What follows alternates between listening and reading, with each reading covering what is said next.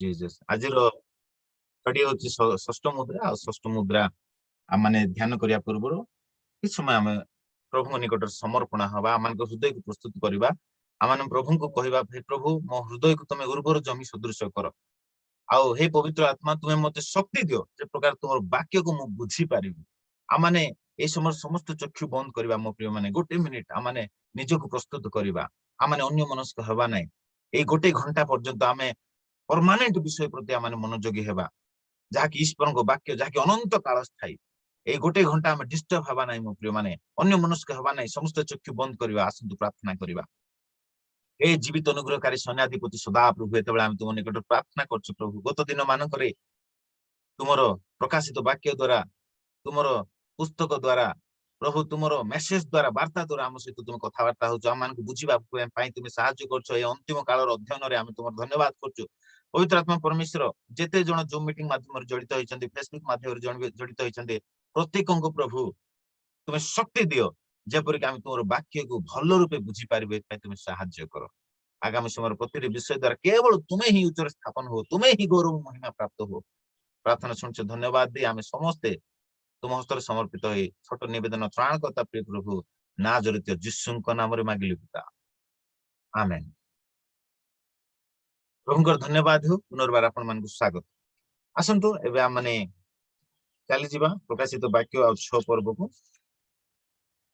Thank you Lord Jesus प्रकाशित वाक्य 6 पर्व आ 12 पदरु 17 पद जाय आम माने आज अध्ययन करबा आ 12 पदरे प्रभु जीसु षष्ठ मुद्रा भांगुछंती आ षष्ठ मुद्रा भांगिबा समय कोन कोन हबो से विषय आम आलोचना करबा किंतु ता पूर्व आम माने गत दिन मान पर कोन कोन स्टडी करथिलु बहुत स्पीड रे टिके रिवाइज कर दबा कारण रिवाइज कर देले आम माने भलो रूपे हमर मने रहिबो प्रभु को गौरव आपण माने देखि परिबे मु आपण मान को स्क्रीन शेयर करछि आपनकर फोन रे थैंक यू लॉर्ड जीसस देखंतु प्रकाशित वाक्य को बुझिबा को बा अंतिम काल रो अध्ययन बुझिबा को हेले आमान को समय रेखा को जानिबा निहाती दरकार the timeline for the book of revelation प्रकाशित वाक्य समय रेखा आउ ए समय रेखा जदि आपण भलो रूपे बुझी जिवे त प्रकाशित वाक्य को मध्ये भलो रूपे बुझी पारिबे तो एठी हम देखि पारिया फर्स्ट चैप्टर रे हम माने आलोचना करथिलु प्रकाशित वाक्य एक पर्व रे विजन ऑफ ग्लोरिफाइड जीसस अर्थात जीसु ख्रीष्टंकर प्रका गौरवमय दर्शन को आम आलोचना करथिलु तापर 2 एवं 3 पर्व रे आमे मंडली विषय आलोचना करथिलु आ मंडली एबे पर्यंत जीसुଙ୍କ ठार आरंभ करी एबे पर्यंत पाखा पाखी 2000 वर्ष ऊपर हे गलानी एबे मध्य मंडली पृथ्वी रे अछि किंतु कोनोसी मुहूर्त रे मंडली रैप्चर हेई पारे तो जीसुଙ୍କର आगमन हेबार अछि जे गुप्त आगमन से करिवे शून्य मंडल रे आउ मंडली रो प्रत्येक विश्वस्त विश्वासी माने सुबुद्धि कन्या माने से माने उठा जिवे आ निर्बुद्धि आ अविश्वस्त कन्या माने से माने उठा जाई पारिबे नै मो प्रिय माने रहि जिवे से माने आ सेत पय हमन को प्रभु परामर्श चेतना दियंते जे तुम माने सुबुद्धि कन्या तुल्य होई जागी रही प्रार्थना करथो काली आमे अध्ययन करथिलु आपण माने मोर YouTube चैनल को जाई से सब मेसेज गत दिन मानकर मेसेज आपण माने सुनि पारिबे तबे आमे जानिछु प्रकाशित वाक्य 4 पर्व एक पद होछि रैप्चर पद आ ए स्थान रो मंडली कोन हे जाउछि रैप्चर हेला परे मंडली 7 वर्ष पर्यंत स्वर्ग रे रहुछि तबे रैप्चर हेला परे प्रकाशित वाक्य 4 पर्व आ 5 पर्व रे जेउ सब विषय वर्णना करा जाइछि ताहा रैप्चर हेला परे जो दृश्य स्वर्ग रे रहिबो scenario in heaven after the rapture हे सारिला परे स्वर्ग रो दृश्य की प्रकार थिबो ताहा वर्णना करी शिष्य जोहन 4 पर्व आ 5 पर्व रे से लेखुछन्ति तापरे रैप्चर हेला परे पृथ्वी रे से 7 वर्ष केउ प्रकार दृश्य थिबो बा scenario on earth after the rapture of the church मंडली नीत हेला परे मंडली स्वर्ग को निया गला परे पृथ्वी रे कोन सब घटना घटिबो ताहा प्रकाशित वाक्य 6 पर्व आरंभ करी 18 पर्व पर्यंत शिष्य जोहन वर्णना करी विस्तीर्ण भावे से लिखिछन्ति तेबे प्रथम मुद्रा जेतबेले प्रभु जीशु स्वर्ग रे भांगिबे सेतबेले हम जानछु भंड ख्रीष्ट से आपन को प्रकाश करबा को शांति रो दूत स्वरूप से प्रकाश करबो आ 7 वर्ष पर्यंत अनेक अनेक देश पुणी विशेष कर इस्राएल देश सहित से दृढ़ नियम करिवो 7 वर्ष निमंत शांति रो नियम कारण रैप्चर हेला परे पृथ्वी रो परिस्थिति पूरा अंधकारमय हे जाइथिबो से समय रे आ सेति पई से कोन करिवो ना शांति रो दूत स्वरूप से आसीबो से कहबो मु सब विषय सेटल कर देबी जो माने रैप्चर जो माने जो लोक माने कोटि कोटि संख्या रे गायब हे जाइछंती से मानकु मु मोर टेक्नोलॉजी को व्यवहार करी ମୁଁ ସେମାନଙ୍କୁ ନେଇ ଆସିବି, ଆପଣ ମାନେ ଚିନ୍ତା କରନ୍ତୁ ନାହିଁ ବୋଲି ସେ ଭଣ୍ଡ ଖ୍ରୀଷ୍ଟ ଏଇ ପ୍ରକାର ଭ୍ରାନ୍ତ କରିବ, ଶାନ୍ତିର ଦୂତ ସ୍ୱରୂପ ସେ ଆସିବ। ଆଉ ସେ କହିବ ଯେ ନାଇଁ ତୁମ ଲୋକମାନଙ୍କୁ ଏଲିଏନ ମାନେ ନେଇଗଲେ, ଏଲିଏନ ଆଟାକ ହେଇଛି। ହେଲେ ଖ୍ରୀଷ୍ଟିଆନ ମାନେ ଯୋଉମାନେ ସେଇ ସମୟରେ ରହିଯାଇଥିବେ, ଅବିଶ୍ୱସ୍ତ ଖ୍ରୀଷ୍ଟିଆନ, ନିର୍ବୋଧୀ ଖ୍ରୀଷ୍ଟିଆନ ମାନେ ରହିଯାଇଥିବେ, ସେମାନେ ଜାଣିଥିବେ ଯେ ନାଇଁ ନାଇଁ ନାଇଁ ଏଇଟା ରେପଚର ହେଇଛି ବୋଲି। କିନ୍ତୁ ବିଜାତି ମାନେ ଜାଣିନଥିବେ ଯେ ଏଇଟା ରେପଚର ହେଇଛି ବୋଲି। ତେବେ ବିଜାତି ମାନେ କଣ କହିବେ, ନିଶ୍ଚୟ ଏଇଟା ଅନ୍ୟ ଗ୍ରହର ଲୋକମାନେ ଆମ ଏଇ ପୃଥିବୀର ଗ୍ରହର ଲୋକମାନଙ୍କୁ କିଡନାପ କରି ନେଇ ଯାଇଛନ୍ତି, ଏଲିଏନ ଆଟାକ ହେଲା ବୋଲି ବିଜାତି ମାନେ କହିବେ। ଆଉ ଅନେକ ଶାସନକର୍ତ୍ତା ଅଧିକାରୀ ମାନେ ଯୋଉ ସେଇ ସମୟରେ ଥିବେ ସେମାନେ ମଧ୍ୟ କହିବେ ଯେ ନାଇଁ ନିଶ୍ଚୟ କୋଟି କୋଟି ସଂଖ୍ୟାର ଲୋକ ଗାୟବ ହେଇଯାଇଛନ୍ତି, ନିଶ୍ଚୟ ଅନ୍ୟ ଗ୍ରହର ଲୋକମାନେ ନେଇ ଯାଇଛନ୍ତି ବୋଲି ଶାସନକର୍ତ୍ତା ଅଧିକାରୀ ମାନେ, ମୁଖ୍ୟମନ୍ତ୍ରୀ, ପ୍ରଧାନମନ୍ତ୍ରୀ ମାନେ ଏ ପ୍ରକାର ସେମାନେ ଉତ୍ତର ଦେବେ। ଆଉ ମିଡିଆରେ ସେ ସବୁ ଜଣା ହବ। ସେଇ ସମୟରେ ଗୋଟେ ୱାନ ୱାର୍ଲଡ ଲିଡର ବାହାର ହବ, ଯେ କି ଶାନ୍ତିର ଦୂତ ସ୍ୱରୂପ ସେ ଆସିବ, କିନ୍ତୁ ପ୍ରକୃତରେ ସେ ଶାନ୍ତିର ଦୂତ ନଥିବ, ପ୍ରକୃତରେ ଭଣ୍ଡ ଖ୍ରୀଷ୍ଟ ଥିବ। ଆଉ ସେ ୱାନ ୱାର୍ଲଡ ଗଭର୍ଣ୍ଣମେଣ୍ଟ କରିବ, ୱାନ ୱାର୍ଲଡ ରିଲିଜିୟନ କରିବ, ଆଉ ୱାନ ୱାର୍ଲଡ କ୍ୟାଶଲେସ୍ ସିଷ୍ଟମ କରିବ। ଅର୍ଥାତ କେସ୍ କୁ ବନ୍ଦ କରିଦବ, ଟଙ୍କା ପଇସା ଯୋଉ କାଗଜ ନୋଟ ଯାକ ବନ୍ଦ କରିବ, ଆଉ ଡିଜିଟାଲାଇଜେସନ କରିବ, ଆଉ ଡିଜିଟାଲ କରେନ୍ସି ୟୁଜ କରିବାକୁ ପଡିବ। ଆଜି ମଧ୍ୟ ଆମେ ତାହା ବ୍ୟବହାର କରୁଛୁ, ଯେପରି ଫୋନ ମାଧ୍ୟମରେ, ଫୋନ ପେ ମାଧ୍ୟମରେ, ଗୁଗୁଲ ପେ ମାଧ୍ୟମରେ ଆମେ ପେମେଣ୍ଟ କରୁଛୁ ବା କିଣା ବିକା କରୁଛୁ। ସେଇ ସମୟରେ ସିଏ ସେ ପ୍ରକାର କରିବ, ଏଇ କାଗଜ ନୋଟ ଗୁଡାକ ଆଉ ଚଳିବ ନାହିଁ। ସେଇ ସମୟରେ ଡିଜିଟାଲାଇଜେସନ ସେ କରିବ। ଆଉ ଆମେ ଜାଣିପାରୁଛୁ ଯେ ଆଜି ଡେଟରେ ମଧ୍ୟ ଲୋକମାନେ କିଣା ବିକା କରିବା ସମୟରେ ଗୁଗୁଲ ପେ ୟୁଜ କରୁଛନ୍ତି, ଫୋନ ପେ ୟୁଜ କରୁଛନ୍ତି। କାଗଜ ନୋଟ ଆଉ ଧୀରେ ଧୀରେ କମି କମି ଯିବାକୁ ଯାଉଛି, କାଗଜ ନୋଟର ବ୍ୟବହାର ଧୀରେ ଧୀରେ କମିବାକୁ ଯାଉଛି। ଆମେ ଜାଣିପାରୁଛୁ ମୋ ପ୍ରିୟ ମାନେ, ପୃଥିବୀ ଏବେ ଏବେ ସେ ଆଗକୁ ଗତି କରୁଛି, ଯେଉଁ ଆଡିକି ଡିଜିଟାଲ କରେନ୍ସି ହେବ। ଫୋନ ମାଧ୍ୟମରେ ଆପଣ ମାନେ ପେମେଣ୍ଟ କରିପାରିବେ, କାର୍ଡ ମାଧ୍ୟମରେ ପେମେଣ୍ଟ କରିପାରିବେ। ଧୀରେ ଧୀରେ ସେଇ ଭଣ୍ଡ ଖ୍ରୀଷ୍ଟ ଚିପ୍ ସିଷ୍ଟମ ଦେବ, ଆପଣଙ୍କ ହାତରେ ଚିପ୍ ଲଗାଇବେ, ଆଉ ସେ ଚିପ୍ ଲଗେଇ ସେମାନେ କିଣା ବିକା କରିବା ପାଇଁ ସେ ଭଣ୍ଡ ଖ୍ରୀଷ୍ଟ ବାଧ୍ୟ କରିବ। ଆମେ କାଲି ତାହା ଷ୍ଟଡି କରିଥିଲୁ। ତେବେ ପ୍ରଥମ ମୁଦ୍ରା ଆଉ ଦ୍ୱିତୀୟ ମୁଦ୍ରା ଭିତରେ ପାଖାପାଖି 3 ବର୍ଷ 6 ମାସର ଗ୍ୟାପ ରହିଛି। ତାପରେ ଦ୍ୱିତୀୟ ମୁଦ୍ରା ଯେତେବେଳେ ପ୍ରଭୁ ଯୀଶୁ ସ୍ୱର୍ଗରେ ଭାଙ୍ଗିବେ, ସେତେବେଳେ ଭଣ୍ଡ ଖ୍ରୀଷ୍ଟ ଆପଣଙ୍କୁ ପ୍ରକୃତ ରୂପରେ ସେ ପ୍ରକାଶ କରିବ। ଆମମାନେ ଅଧ୍ୟୟନ କରିଥିଲୁ ଗତ ଦିନ ମାନଙ୍କରେ।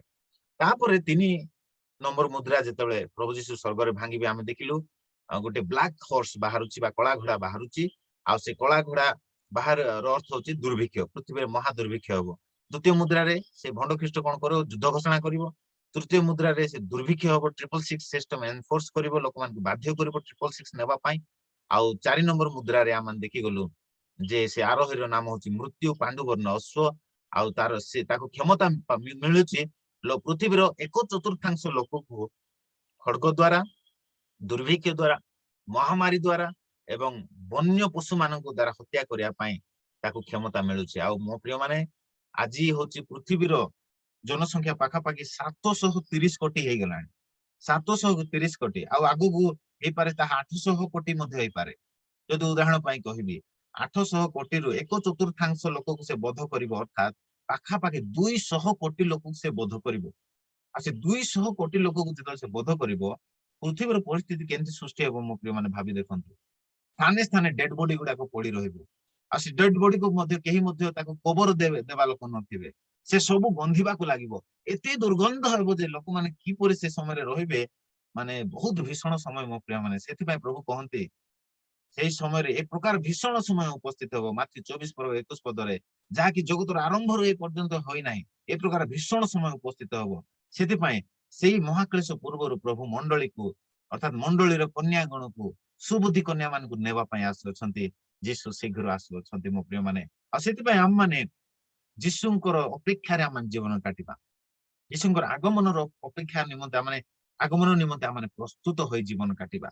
ତେବେ ଆଜି ରାତିରେ ମଧ୍ୟ ଯଦି ପ୍ରଭୁଙ୍କର ଆଗମନ ହେବ, ତେବେ ଆମମାନେ ଶୂନ୍ୟ ମଣ୍ଡଳରେ ଆମେ ନୀତ ହେବା ଏବଂ ପ୍ରଭୁଙ୍କ ସହିତ ସାକ୍ଷାତ କରିବା।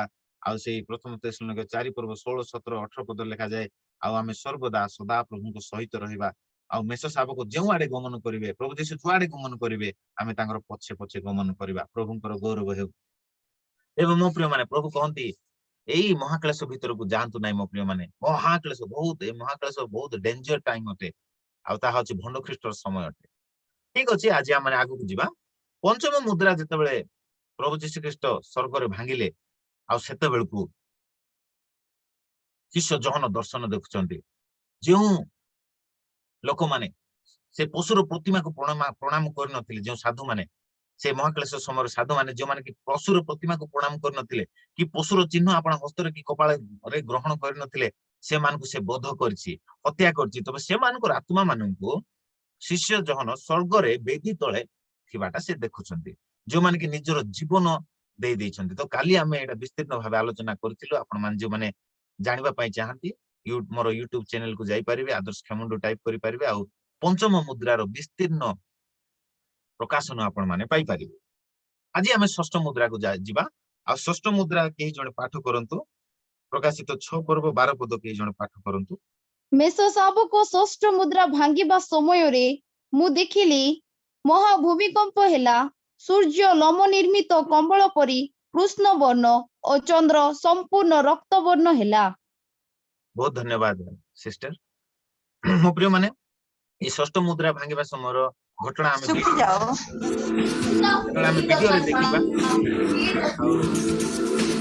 हमें माने वीडियो रे देखली कोन ना माने भल रूपे मन रहिबो आ ई षष्ठ मुद्रा माने वीडियो रे देखिबा हेले वीडियो देखिला बेलको हमें प्रथम मुद्रा रो बा 6 पर्व रो प्रथम मुद्रा रो भांगिबाटा हमें देखि जीवा तबे हमनकर माइंड रे सब रहिबो आ वीडियो देखिले बहुत माने जल्दी मने रहिबो आ सेत पय हम वीडियो देखा पूर्व मु गोटे जिंस क्लियर करिया पय चाहे प्रथम मुद्रा रो आरंभ करी पंचम मुद्रा पर्यंत भंड ख्रीष्टर समय पाखापाखि चतुर्थ मुद्रा पर्यंत प्रथम मुद्रा द्वितीय मुद्रा तृतीय मुद्रा और चतुर्थ मुद्रा पर्यंत भंड ख्रीष्ट क्षमता प्राप्त होची साधु मान को बोध करिया पाए साधु मान सहित युद्ध करिया पाए यीशु ख्रीष्टंकर साक्ष्य एवं ईश्वर को वाक्य निमंते जो माने सेही समय विश्वास करुथिबे यीशु को से मान को बोध करिया पे क्षमता पाउची प्रथम मुद्रा रो चतुर्थ मुद्रा पर्यंत किंतु पंचम मुद्रा भांगिबा समय रे शिष्य जहन खाली से विषय देखुछन्ते जो माने कि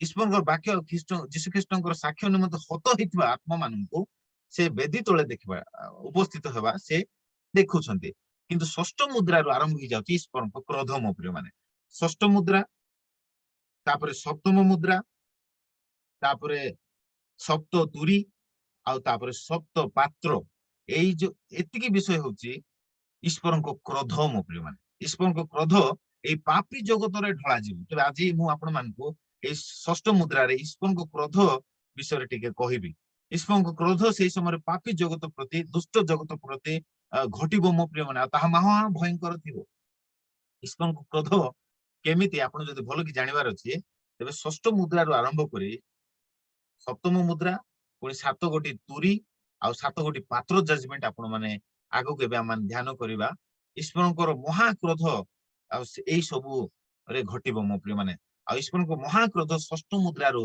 आरंभ हो जाउछि एबे आमान देखिबा आमाने वीडियो टी देखिबा प्रथमे तापरे आमाने विस्तृत भाबे आलोचना करिबा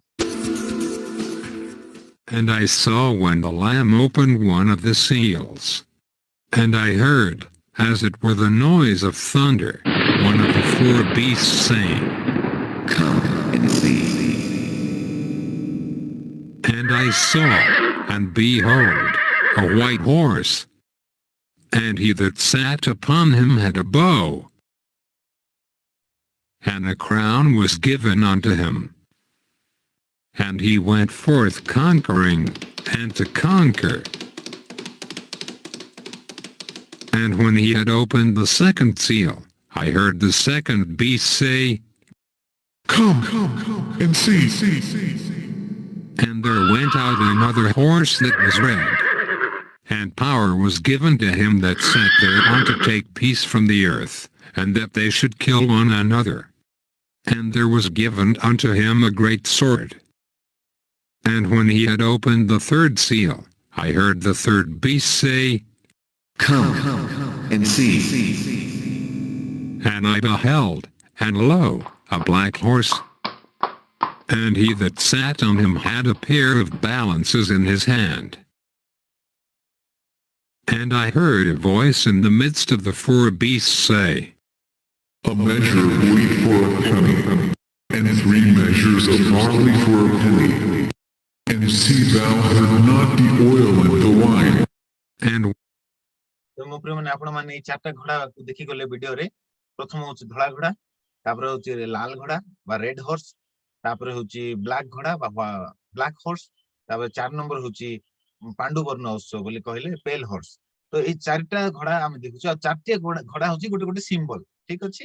ଆଉ ଏଇ ଘୋଡାର ଅର୍ଥ ଗୁଡାକ କଣ କଣ ଆମେ ବିସ୍ତୀର୍ଣ୍ଣ ଭାବେ ଆଲୋଚନା କରିଛୁ। ପୁଣି ଘୋଡା ଉପରେ ଯୋଉ ଆରୋହୀ ବା ଯିଏ ବସିଛି ସିଏ ହଉଛି ଭଣ୍ଡ ଖ୍ରୀଷ୍ଟ, ଠିକ ଅଛି। ଆଉ ସେ ଯୋଉ ଧନୁ ଧରିଛି ପ୍ରଥମେ, ତାପରେ ଖଡଗ ଧରିଛି, ଆଉ ଏଇ ସବୁର ଅର୍ଥ ମଧ୍ୟ ଆମେ ବିସ୍ତୀର୍ଣ୍ଣ ଭାବେ ଆଲୋଚନା କରିସାରିଛୁ।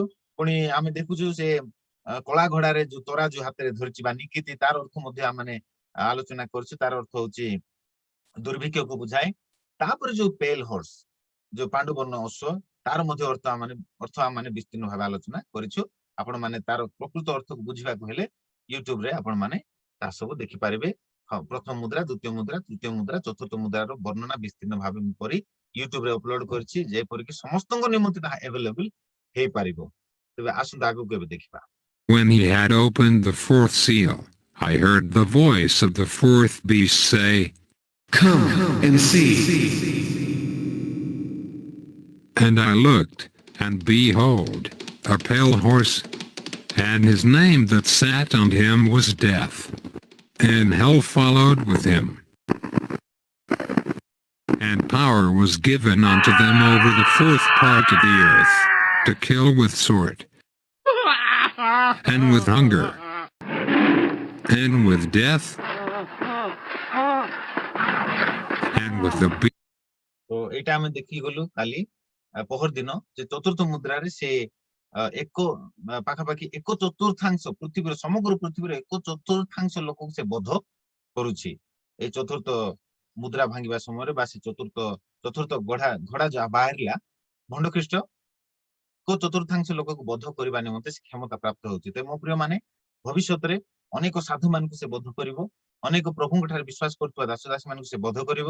ଯେଉଁମାନେ ତାର ଚିହ୍ନକୁ ଗ୍ରହଣ କରିବେ ନାହିଁ ସେ ମହାକ୍ଲେଶ ସମୟରେ, ସେମାନଙ୍କୁ ମଧ୍ୟ ସେ ବଧ କରିବ। ଏ ପ୍ରକାର ଭାବେ ପାଖାପାଖି 200 କୋଟି ଲୋକ, ମନେକର 800 କୋଟି ଲୋକ ସେତେବେଳେ ଯଦି ହେଇଯିବେ, ତାର 1/4 ବୋଲି କହିଲେ 200 କୋଟି ଲୋକଙ୍କୁ ସେ ବଧ କରିବ, ଆଉ ସେ ଭଣ୍ଡ ଖ୍ରୀଷ୍ଟ ବଧ କରିବ। ତାପରେ ଆଗକୁ ଆମେ ଦେଖିବା। Beasts of the earth.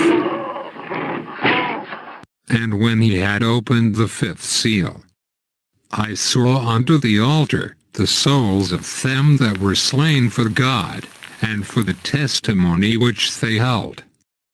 ତ ପଞ୍ଚମ ମୁଦ୍ରା ଭାଙ୍ଗିବା ସମୟରେ ଯୋଉ ଦାସ ଦାସୀ ମାନେ, ଯୋଉ ସାଧୁ ମାନେ ସେ ମହାକ୍ଲେଶ ସମୟରେ ସେ ପଶୁକୁ ପ୍ରଣାମ କରିନଥିଲେ କି ତା ଚିହ୍ନ ଆପଣା ହସ୍ତରେ କପାଳ ଗ୍ରହଣ କରିନଥିଲେ, କିନ୍ତୁ ଯୀଶୁଙ୍କ ପାଇଁ ଆପଣ ଜୀବନ ମଧ୍ୟ ଦେଇ ଦେଇଥିଲେ, ସେଇ ସାଧୁ ମାନଙ୍କୁ ବେଦୀ ତଳେ ସେ ଦେଖୁଛନ୍ତି। ତେବେ ଏଇ ବେଦୀ ତଳେ ମାନେ 2 ପ୍ରକାର ସାଧୁ ଥିବେ।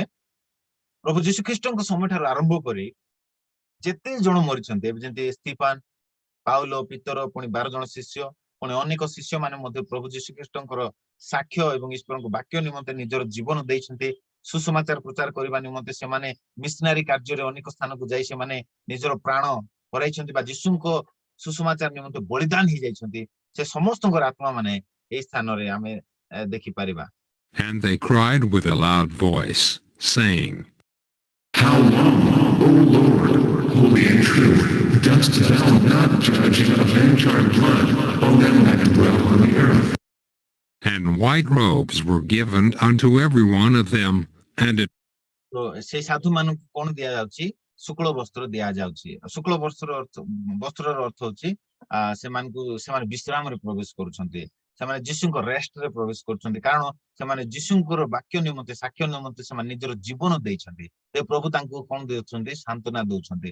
ଏମାନେ କହୁଛନ୍ତି, ହେ ପ୍ରଭୁ, ଆଉ ତୁମେ କେତେ କାଳ ପୃଥିବୀ ନିବାସୀ ମାନଙ୍କ ଠାରୁ ଆମମାନଙ୍କ ରକ୍ତର ପ୍ରତିଶୋଧ ନ ନେବ ବୋଲି ସେମାନେ କହୁଛନ୍ତି। ସେତେବେଳେ ପ୍ରଭୁ କହୁଛନ୍ତି, ଆଉ ଅଳ୍ପ କାଳ ଅପେକ୍ଷା କର, ଆହୁରି ଅନେକ ତୁମର ସହ ଦାସ ବାସ ସାଧୁ ମାନଙ୍କୁ ସେ ଭଣ୍ଡ ଖ୍ରୀଷ୍ଟ ବଧ କରିବ। ସେମାନଙ୍କ ସଂଖ୍ୟା ପୂର୍ଣ୍ଣ ହୁଅନ୍ତେ ମାନେ ଈଶ୍ୱରଙ୍କ କ୍ରୋଧ ଆରମ୍ଭ ହେଇଯିବ, ଟିକେ ସମୟ ବିଶ୍ରାମ କର ବୋଲି ଶୁକ୍ଳ ବସ୍ତ୍ର ସେମାନଙ୍କୁ ଦଉଛନ୍ତି। ତାପରେ ଷଷ୍ଠ ମୁଦ୍ରାରୁ ଈଶ୍ୱରଙ୍କ କ୍ରୋଧ ଆରମ୍ଭ ହେଇଯାଉଛି। ମୋ ପ୍ରିୟ ମାନେ, was said unto them that they should rest, yet for a little season, until their fellow servants also, and their brethren that should be killed as they were, should be fulfilled.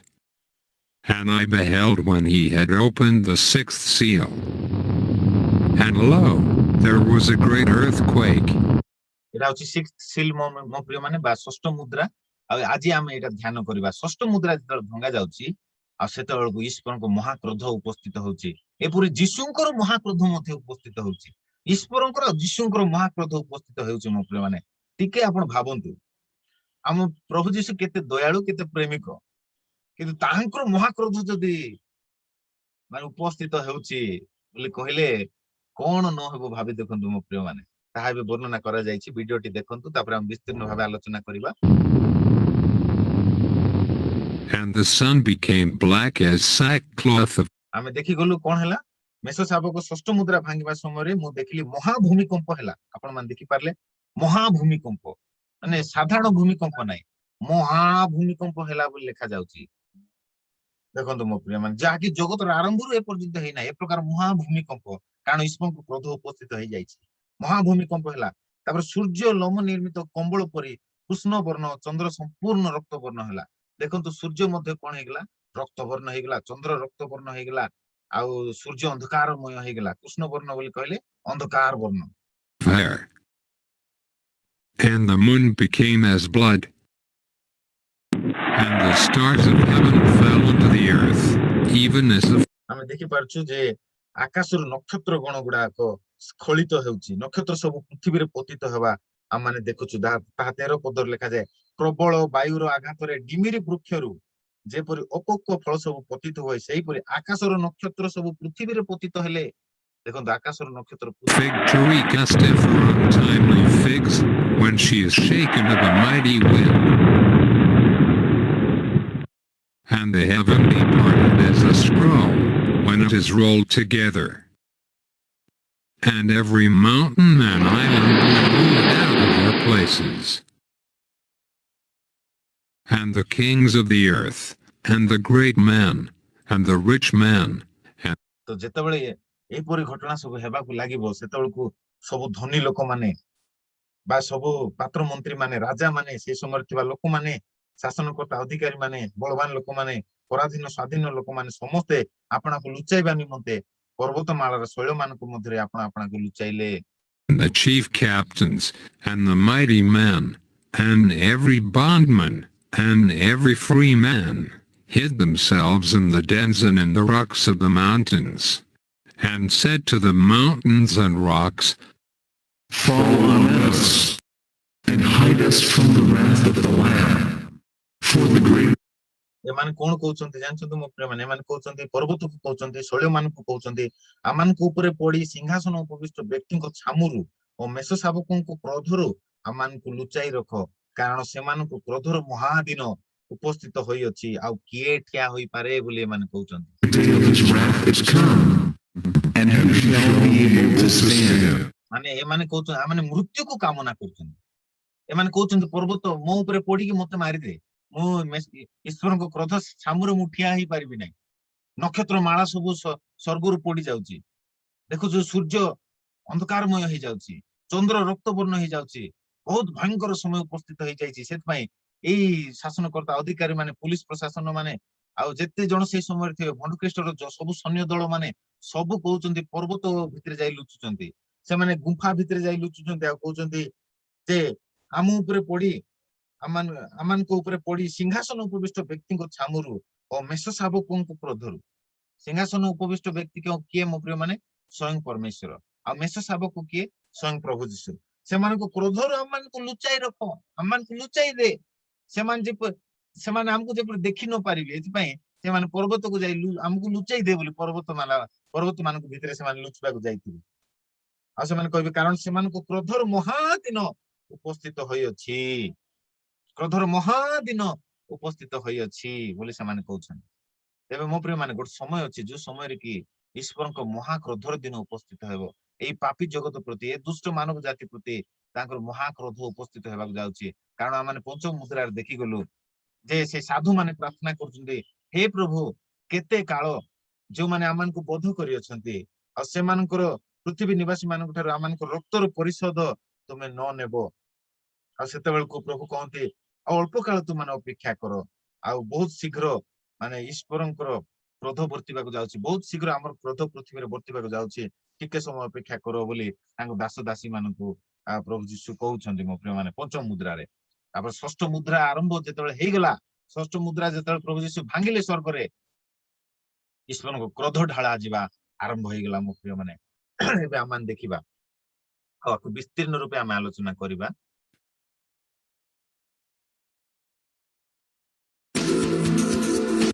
ଭିଡିଓଟି ସମାପ୍ତ ହେଇଯାଇଛି। ଏବେ ଆମେ ଧ୍ୟାନର ସହିତ ଆଉ ଆମେ ଏବେ ଦେଖିଯିବା। Thank you Lord Jesus, hallelujah. ପ୍ରଭୁଙ୍କର ଗୌରବ। ମୋ ପ୍ରିୟ ମାନେ ଅଧଘଣ୍ଟା ମାନେ ଏଇ ସବୁ ବିଷୟ ଶୁଣିଗଲୁ। ଆଉ ଗୋଟେ ଅଧଘଣ୍ଟା ମୋ ସହିତ ଲାଗି ରୁହନ୍ତୁ, ଆଉ ଆମେ ବିସ୍ତୀର୍ଣ୍ଣ ଭାବେ ଏଇ ଷଷ୍ଠ ମୁଦ୍ରାକୁ ଆମେ ଆଲୋଚନା କରିବା ବା ବର୍ଣ୍ଣନା କରିବା। ଆମେ ପ୍ରଭୁଙ୍କୁ ବାକ୍ୟ ନିମନ୍ତେ ଆମେ ନିଜକୁ ଡେଡିକେଟ କରିବା, ଆମେ ସମୟ ଦେବା ପ୍ରଭୁଙ୍କୁ। ହାଲେଲୁୟା। ଆମେ ଯେତେ ଅଧିକ ଏବେ ଆମେ ତାଙ୍କ ବାକ୍ୟ ପ୍ରତି ଏବେ ମନୋଯୋଗୀ ହେବା। ଏବେ ତାଙ୍କ ବାକ୍ୟ ପ୍ରତି ମନୋଯୋଗୀ ହେବାର ସମୟ ମୋ ପ୍ରିୟ ମାନେ। ଧ୍ୟାନରେ ଶୁଣନ୍ତୁ, ବାଇବେଲ ଲେଖାଯାଏ ଯାହାର କର୍ଣ୍ଣ ଅଛି ସେ ଶୁଣୁ। ଆପଣ ପ୍ରକାଶିତ ବାକ୍ୟରେ ଦେଖିବେ ପବିତ୍ର ଆତ୍ମା ବାରମ୍ବାର ବାରମ୍ବାର ବାରମ୍ବାର କହୁଛନ୍ତି ଯାହାର କର୍ଣ୍ଣ ଅଛି ଯେ ଶୁଣୁ, ଯାହାର କର୍ଣ୍ଣ ଅଛି ସେ ଶୁଣୁ। କିନ୍ତୁ ସେଇ ସମୟରେ ଅନେକ ଲୋକ ସେମାନଙ୍କର କର୍ଣ୍ଣକୁ ରୁଦ୍ଧ କରିଦିଅନ୍ତି।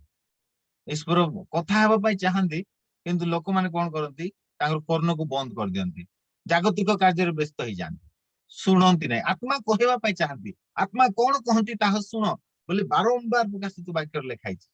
କିନ୍ତୁ ଅନେକ ଆଉ ତାହାକୁ ଆଉ କର୍ଣ୍ଣ ଦିଅନ୍ତି ନାହିଁ। ଆଉ ତ ଯାହା କହୁଛୁ କହୁଥା, ମତେ ଶୁଣିବାର ନାହିଁ, ମୁଁ ଚାଲି ମୋର କାମରେ, ମୁଁ ବ୍ୟସ୍ତ ଅଛି। ଏତେ ବ୍ୟସ୍ତ ହେଇଯାଆନ୍ତି ଲୋକ ଯେ ଆତ୍ମା କଣ କହନ୍ତି ତାହା ଶୁଣିବା ପାଇଁ ଇଚ୍ଛା କରନ୍ତି ନାହିଁ। ମାତ୍ର ବେଳେ ବେଳେ ପ୍ରାର୍ଥନା କରନ୍ତି, ହେ ପବିତ୍ର ଆତ୍ମା ମତେ ତୁମେ କଥା କୁହ, ମତେ କଥା କୁହ ବୋଲି ପ୍ରାର୍ଥନା କରନ୍ତି। ଆଉ ଯେତେବେଳେ ପବିତ୍ର ଆତ୍ମାଙ୍କର କଥା କହିବା ସମୟ ଉପସ୍ଥିତ ହେବ, ସେତେବେଳକୁ ମୋର ବିଜି, ମୁଁ ଟାଇମ ହେଇଗଲାଣି, ମୁଁ ଯାଉଛି। ଆଉ ପବିତ୍ର ଆତ୍ମା କେମିତି କଥା ହେବି ମୋ ପ୍ରିୟ ମାନେ? ତେବେ ଆସନ୍ତୁ ମୋ ପ୍ରିୟ ମାନେ, ଆମେ ଈଶ୍ୱରଙ୍କ ବାକ୍ୟ ପ୍ରତି ଅଧିକ ମନୋଯୋଗୀ ହେବା। ହାଲେଲୁୟା, ପ୍ରଭୁଙ୍କୁ ଗୌରବ ହେଉ। ଆସନ୍ତୁ ଏବେ ଆମେ ବିସ୍ତୀର୍ଣ୍ଣ ଭାବେ ଧ୍ୟାନ କରିବା। 12 ପଦ କେହି ଜଣେ ପଢନ୍ତୁ। ମେଷ ଶାବକ ଷଷ୍ଠ ମୁଦ୍ରା ଭାଙ୍ଗିବା ସମୟରେ ମୁଁ ଦେଖିଲି ମହାଭୂମିକମ୍ପ ହେଲା, ସୂର୍ଯ୍ୟ ଲୋମ ନିର୍ମିତ କମଳ ପରି କୃଷ୍ଣ ବର୍ଣ୍ଣ ଓ ଚନ୍ଦ୍ର ସମ୍ପୂର୍ଣ୍ଣ ରକ୍ତ ବର୍ଣ୍ଣ ହେଲା। ପ୍ରଭୁଙ୍କର ଗୌରବ ହେଉ। ତେବେ ଆପଣ ମାନେ ଜାଣିଗଲେ ଯେ ଏଇ ଷଷ୍ଠ ମୁଦ୍ରା ହଉଛି ଈଶ୍ୱରଙ୍କ କ୍ରୋଧ। ଠିକ ଅଛି, ହେଲେ ଈଶ୍ୱରଙ୍କ କ୍ରୋଧ ଯେତେବେଳେ ହେଲା, ମହାଭୂମିକମ୍ପ ହେଲା ବୋଲି ଲେଖାଯାଏ। ଆଉ ଆପଣ ମାନେ ଯଦି ଆଇବ ପୁସ୍ତକ ପଢିବେ, ସେଠାରେ ଲେଖାଯାଏ ଯେ ସଦାପ୍ରଭୁ ଯେତେବେଳେ କ୍ରୋଧ କରିବେ, ସେତେବେଳେ ବଡ ବଡ ବରଫ ପାହାଡ ଗୁଡାକ ତରଳିଯିବ, ଆଗ୍ନେୟ ଗିରି ଗୁଡାକ ଅଗ୍ନି ସବୁ ବାହାର କରିବାକୁ ଆରମ୍ଭ କରିଦେବେ ମୋ ପ୍ରିୟ ମାନେ। ସଦାପ୍ରଭୁଙ୍କ କ୍ରୋଧ ହଉଛି ସେ ପ୍ରକାର। ଟିକେ କ୍ରୋଧ ହେଇଗଲେ ଆଉ ରକ୍ଷା ନାହିଁ, ଭୟଙ୍କର। ସେଥିପାଇଁ ଆମମାନଙ୍କ ସଦାପ୍ରଭୁ କ୍ରୋଧରେ ଧୀର ବୋଲି ବାଇବେଲରେ ଲେଖା ହେଇଛି। ସେ ଦୟାଳୁ ଆଉ କ୍ରୋଧରେ ଧୀର। ଯଦି ସେ କ୍ରୋଧରେ ଧୀର ହେଇନଥାନ୍ତେ, ତେବେ ଆମେ ମାନେ ଆଉ ବଞ୍ଚି ନଥାନ୍ତୁ। ଏ ପାପୀ ଜଗତ ପୁରା ନଷ୍ଟ ହେଇଯାଇଥାନ୍ତା, ବିନାଶ କରିଦେଇଥାନ୍ତେ ସେ। ଯଦି ପୁରାତନ ନିୟମରେ ଆମେ ଦେଖିବା, ନୋହଙ୍କ ସମୟରେ ଯେତେବେଳେ ପରମେଶ୍ୱର କ୍ରୋଧ ହେଲେ, ପାପ ମାନେ ପୃଥିବୀ ଯେତେବେଳେ ପାପରେ ପରିପୂର୍ଣ୍ଣ ହେଇଗଲା, ପୃଥିବୀ ଯେ ପ୍ରକାର ସେଇ ସମୟରେ ପାପରେ ପୁରା ଘୃଣିତ ଭାବେ, ମାନେ ଏ ପ୍ରକାର ଦହଲା କାଦୁଅରେ ପରିପୂର୍ଣ୍ଣ ପରି ହେଇଗଲା ଯେ ପ୍ରଭୁ, ଲେଖା ହେଇଛି, ପ୍ରଭୁ ମାନବ ସମାଜକୁ ବା ମନୁଷ୍ୟକୁ ସୃଷ୍ଟି କରିବା ହେତୁ ସେ ଦୁଃଖିତ ହେଲେ ବୋଲି ଲେଖାଯାଏ। ଆଉ ସେ କହିଲେ, ନୋହଙ୍କୁ କହିଲେ ଯେ ଆମେ ଜଳପ୍ଳାବନ ଦ୍ଵାରା ପୃଥିବୀକୁ ନଷ୍ଟ କରିବା, କାରଣ ପୃଥିବୀ ଭ୍ରଷ୍ଟ ହୋଇଅଛି, ପୃଥିବୀ ପାପରେ ଭ୍ରଷ୍ଟ ହୋଇଅଛି। ଆଉ ସେଇ ସମୟରେ ରାକ୍ଷସ ମାନେ ଜନ୍ମ ହେଲେ ମୋ ପ୍ରିୟ ମାନେ। ସ୍ୱର୍ଗ ଦୂତ ଅର୍ଥାତ ପତିତ ଦୂତ ମାନେ, ଅର୍ଥାତ ଶୈତାନର ଦୂତ ମାନେ, ଯୋଉମାନେ ପତିତ ଫଲେନ୍ ଏଞ୍ଜେଲ୍ସ ବୋଲି କୁହାଯାଏ, ସେମାନେ ମନୁଷ୍ୟର କନ୍ୟାଗଣକୁ ରୂପବତୀ ଦେଖି, ଆପଣ ଆଦି ପୁସ୍ତକ 6 ପର୍ବ ଘରେ ପଢନ୍ତୁ, ପରେ ଷ୍ଟଡି କରନ୍ତୁ। ମନୁଷ୍ୟର କନ୍ୟାଗଣକୁ ଅର୍ଥାତ ଆଦମ ଆଉ ହବା ଠାରୁ ଯେତେ ସବୁ କନ୍ୟା ମାନେ ଜାତ ହେଇଥିଲେ, ମନୁଷ୍ୟ ସହିତ ସେ ଦୂତ ମାନେ, ସେ ପତିତ ଦୂତ ମାନେ, ପାପରେ ପତିତ ଦୂତ ମାନେ, ସେମାନେ ଯୌନ ସମ୍ପର୍କ ରଖିଲେ। ଆଉ ଯୌନ ସମ୍ପର୍କ ରଖିବା ହେତୁ ଯୋଉ ସନ୍ତାନ ଜନ୍ମ ହେଲା, ଆଉ ସେଇ ସନ୍ତାନ ହାଇବ୍ରିଡ ଜନ୍ମ ହେଲା, ଅର୍ଥାତ ପତିତ ଦୂତ ଆଉ ମନୁଷ୍ୟର କନ୍ୟାଗଣ ଏସବୁ ଯେତେବେଳେ ମିକ୍ସ ହେଇଗଲା, ମିକ୍ସ ହେବା ଦ୍ଵାରା ଗୋଟେ ପ୍ରକାର ହାଇବ୍ରିଡ ଜନ୍ମ ହେଲା, ଆଉ ସେମାନଙ୍କୁ ଜାୟାଣ୍ଟସ ବୋଲି କୁହାଗଲା, ବା ରାକ୍ଷସ ମାନେ ଜନ୍ମ ହେଲେ ବୋଲି ଲେଖାଯାଏ। ଆଉ ସେଥିପାଇଁ ପ୍ରଭୁ ପୃଥିବୀକୁ ଧ୍ୱଂସ କରିବା ପାଇଁ ବାଧ୍ୟ ହେଲେ ମୋ ପ୍ରିୟ ମାନେ। ଆମେ ଭାବୁଥିବା ଯେ ଆମମାନଙ୍କ ପ୍ରଭୁ ତ ଏତେ ପ୍ରେମିକ ପିତା ଅଟନ୍ତି, ଆଉ ସେ କାହିଁକି ମାନବ ସମାଜକୁ ଧ୍ୱଂସ କରିଦେଲେ, ଆମେ ଏମିତି ଭାବି ପାରିବା। ଜଳପ୍ଳାବନ ଦ୍ଵାରା କାହିଁକି ସବୁକୁ ନଷ୍ଟ କରିଦେଲେ ବୋଲି ଆମେ ଏମିତି ଭାବି ପାରିବା। କିନ୍ତୁ ମୋ ପ୍ରିୟ ମାନେ, ସେଇ ସମୟର କଥା ଆପଣ ଆଶ୍ଚର୍ଯ୍ୟ ହେଇଯିବେ, ଦୁର୍ଦ୍ଦାନ୍ତକର ପରିସ୍ଥିତି ସୃଷ୍ଟି ହେଇଥିଲା। ରାକ୍ଷସ ମାନେ ଜନ୍ମ ହେଲେ, ମଣିଷ ମାନଙ୍କୁ ଜିଅନ୍ତା ଚୁବେଇ ଖାଇ ଦଉଥିଲେ ସେ ରାକ୍ଷସ ମାନେ। କଣ ହବ ଆପଣ ଭାବି ଦେଖନ୍ତୁ। ସେଥିପାଇଁ ପ୍ରଭୁ ପ୍ରଭୁଙ୍କର ସେଇ ସମୟ ଯଦି ମୁଁ ବର୍ଣ୍ଣନା କରିବି ତେବେ ଆଜି ଏ 6 ମୁଦ୍ରା ସରିବ ନାହିଁ, କିନ୍ତୁ ସେ ସମୟ ମୁଁ ଏତେ ବିସ୍ତୀର୍ଣ୍ଣ ଭାବେ ବର୍ଣ୍ଣନା କରିବି ନାହିଁ, କିନ୍ତୁ ଖାଲି ଏତିକି କହିବି ଯେ ସେଇ ସମୟ ଭ୍ରଷ୍ଟ ହେଇଯାଇଥିଲା ପୃଥିବୀ, ପାପରେ ଭ୍ରଷ୍ଟ ହେଇଯାଇଥିଲା। ରାକ୍ଷସ ମାନେ ଜନ୍ମ ହେଲେ ମଣିଷ ମାନଙ୍କୁ ଜିଅନ୍ତା ଚୁବେଇ ଖାଇ ଦଉଥିଲେ, ଏ ପ୍ରକାର ଭ୍ରଷ୍ଟ। ଆଉ ସେମାନେ ଏତେ ବ୍ୟଭିଚାର କରୁଥିଲେ, ଆଶ୍ଚର୍ଯ୍ୟ ହେଇଯିବେ ଆପଣ ମାନେ। ସେଇ ସମୟରେ ପଶୁ ମାନଙ୍କ ସହିତ ପୁରୁଷ ମାନେ ସମ୍ପର୍କ ରଖୁଥିଲେ, ସ୍ତ୍ରୀ ମାନେ ପଶୁ ସହିତ ବ୍ୟଭିଚାର କରୁଥିଲେ। ମାନେ ଏତେ ଏତେ ମାନେ ସେଇ ପାପକୁ ନିଜ ଆଖିରେ ଦେଖେଇ ହବ ନାହିଁ ମୋ ପ୍ରିୟ ମାନେ। ତଥାପି ପରମେଶ୍ୱର ସେଇ ସମୟରେ ମନୁଷ୍ୟ ମାନଙ୍କୁ ସୁଯୋଗ ଦେଲେ। 120 ବର୍ଷ ପାଖାପାଖି ନୋହ ସେ ଧାର୍ମିକତାର ପ୍ରଚାର କଲେ, ବା ଈଶ୍ୱରଙ୍କ ବାକ୍ୟକୁ ପ୍ରଚାର କଲେ, କହିଲେ ମନ ପରିବର୍ତ୍ତନ କରି ଫେରି ଆସ, ନହେଲେ ପୃଥିବୀକୁ ପ୍ରଭୁ ଧ୍ୱଂସ କରିବାକୁ ଯାଉଛନ୍ତି। ସେଇ ସମୟରେ ସେମାନେ ଆଉ ଶୁଣିଲେ ନାହିଁ ନୋହଙ୍କର କଥା।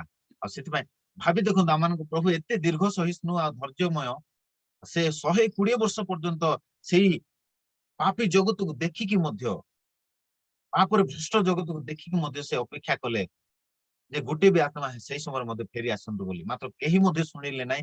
କେବଳ ନୋହ ଆଉ ତାଙ୍କର ପରିବାର ବର୍ଗ, ପାଖାପାଖି 8 ପ୍ରାଣୀ ହିଁ ଉଦ୍ଧାର ପ୍ରାପ୍ତ ହେଲେ ବା ରକ୍ଷା ପାରିଲେ ମୋ ପ୍ରିୟ ମାନେ ଜଳପ୍ଳାବନରୁ। ତେବେ ସେଇ ସମୟରେ ଈଶ୍ୱରଙ୍କ କ୍ରୋଧ ବର୍ତ୍ତିଥିଲା ପୃଥିବୀରେ। ତାପରେ ସୋଦମ ଆଉ ଗମୋରା, ଆମେ ଜାଣିଛୁ ସୋଦମ ଆଉ ଗମୋରା ମଧ୍ୟ ପାପ ଏତେ ବଢି ଚାଲିଲା, ଲେଖା ହେଇଛି ସ୍ୱର୍ଗର ସିଂହାସନ ପର୍ଯ୍ୟନ୍ତ ପୁଣି ସେ ପାପର ଧୂମ ଉଠିଲା ବୋଲି ଲେଖାଯାଏ।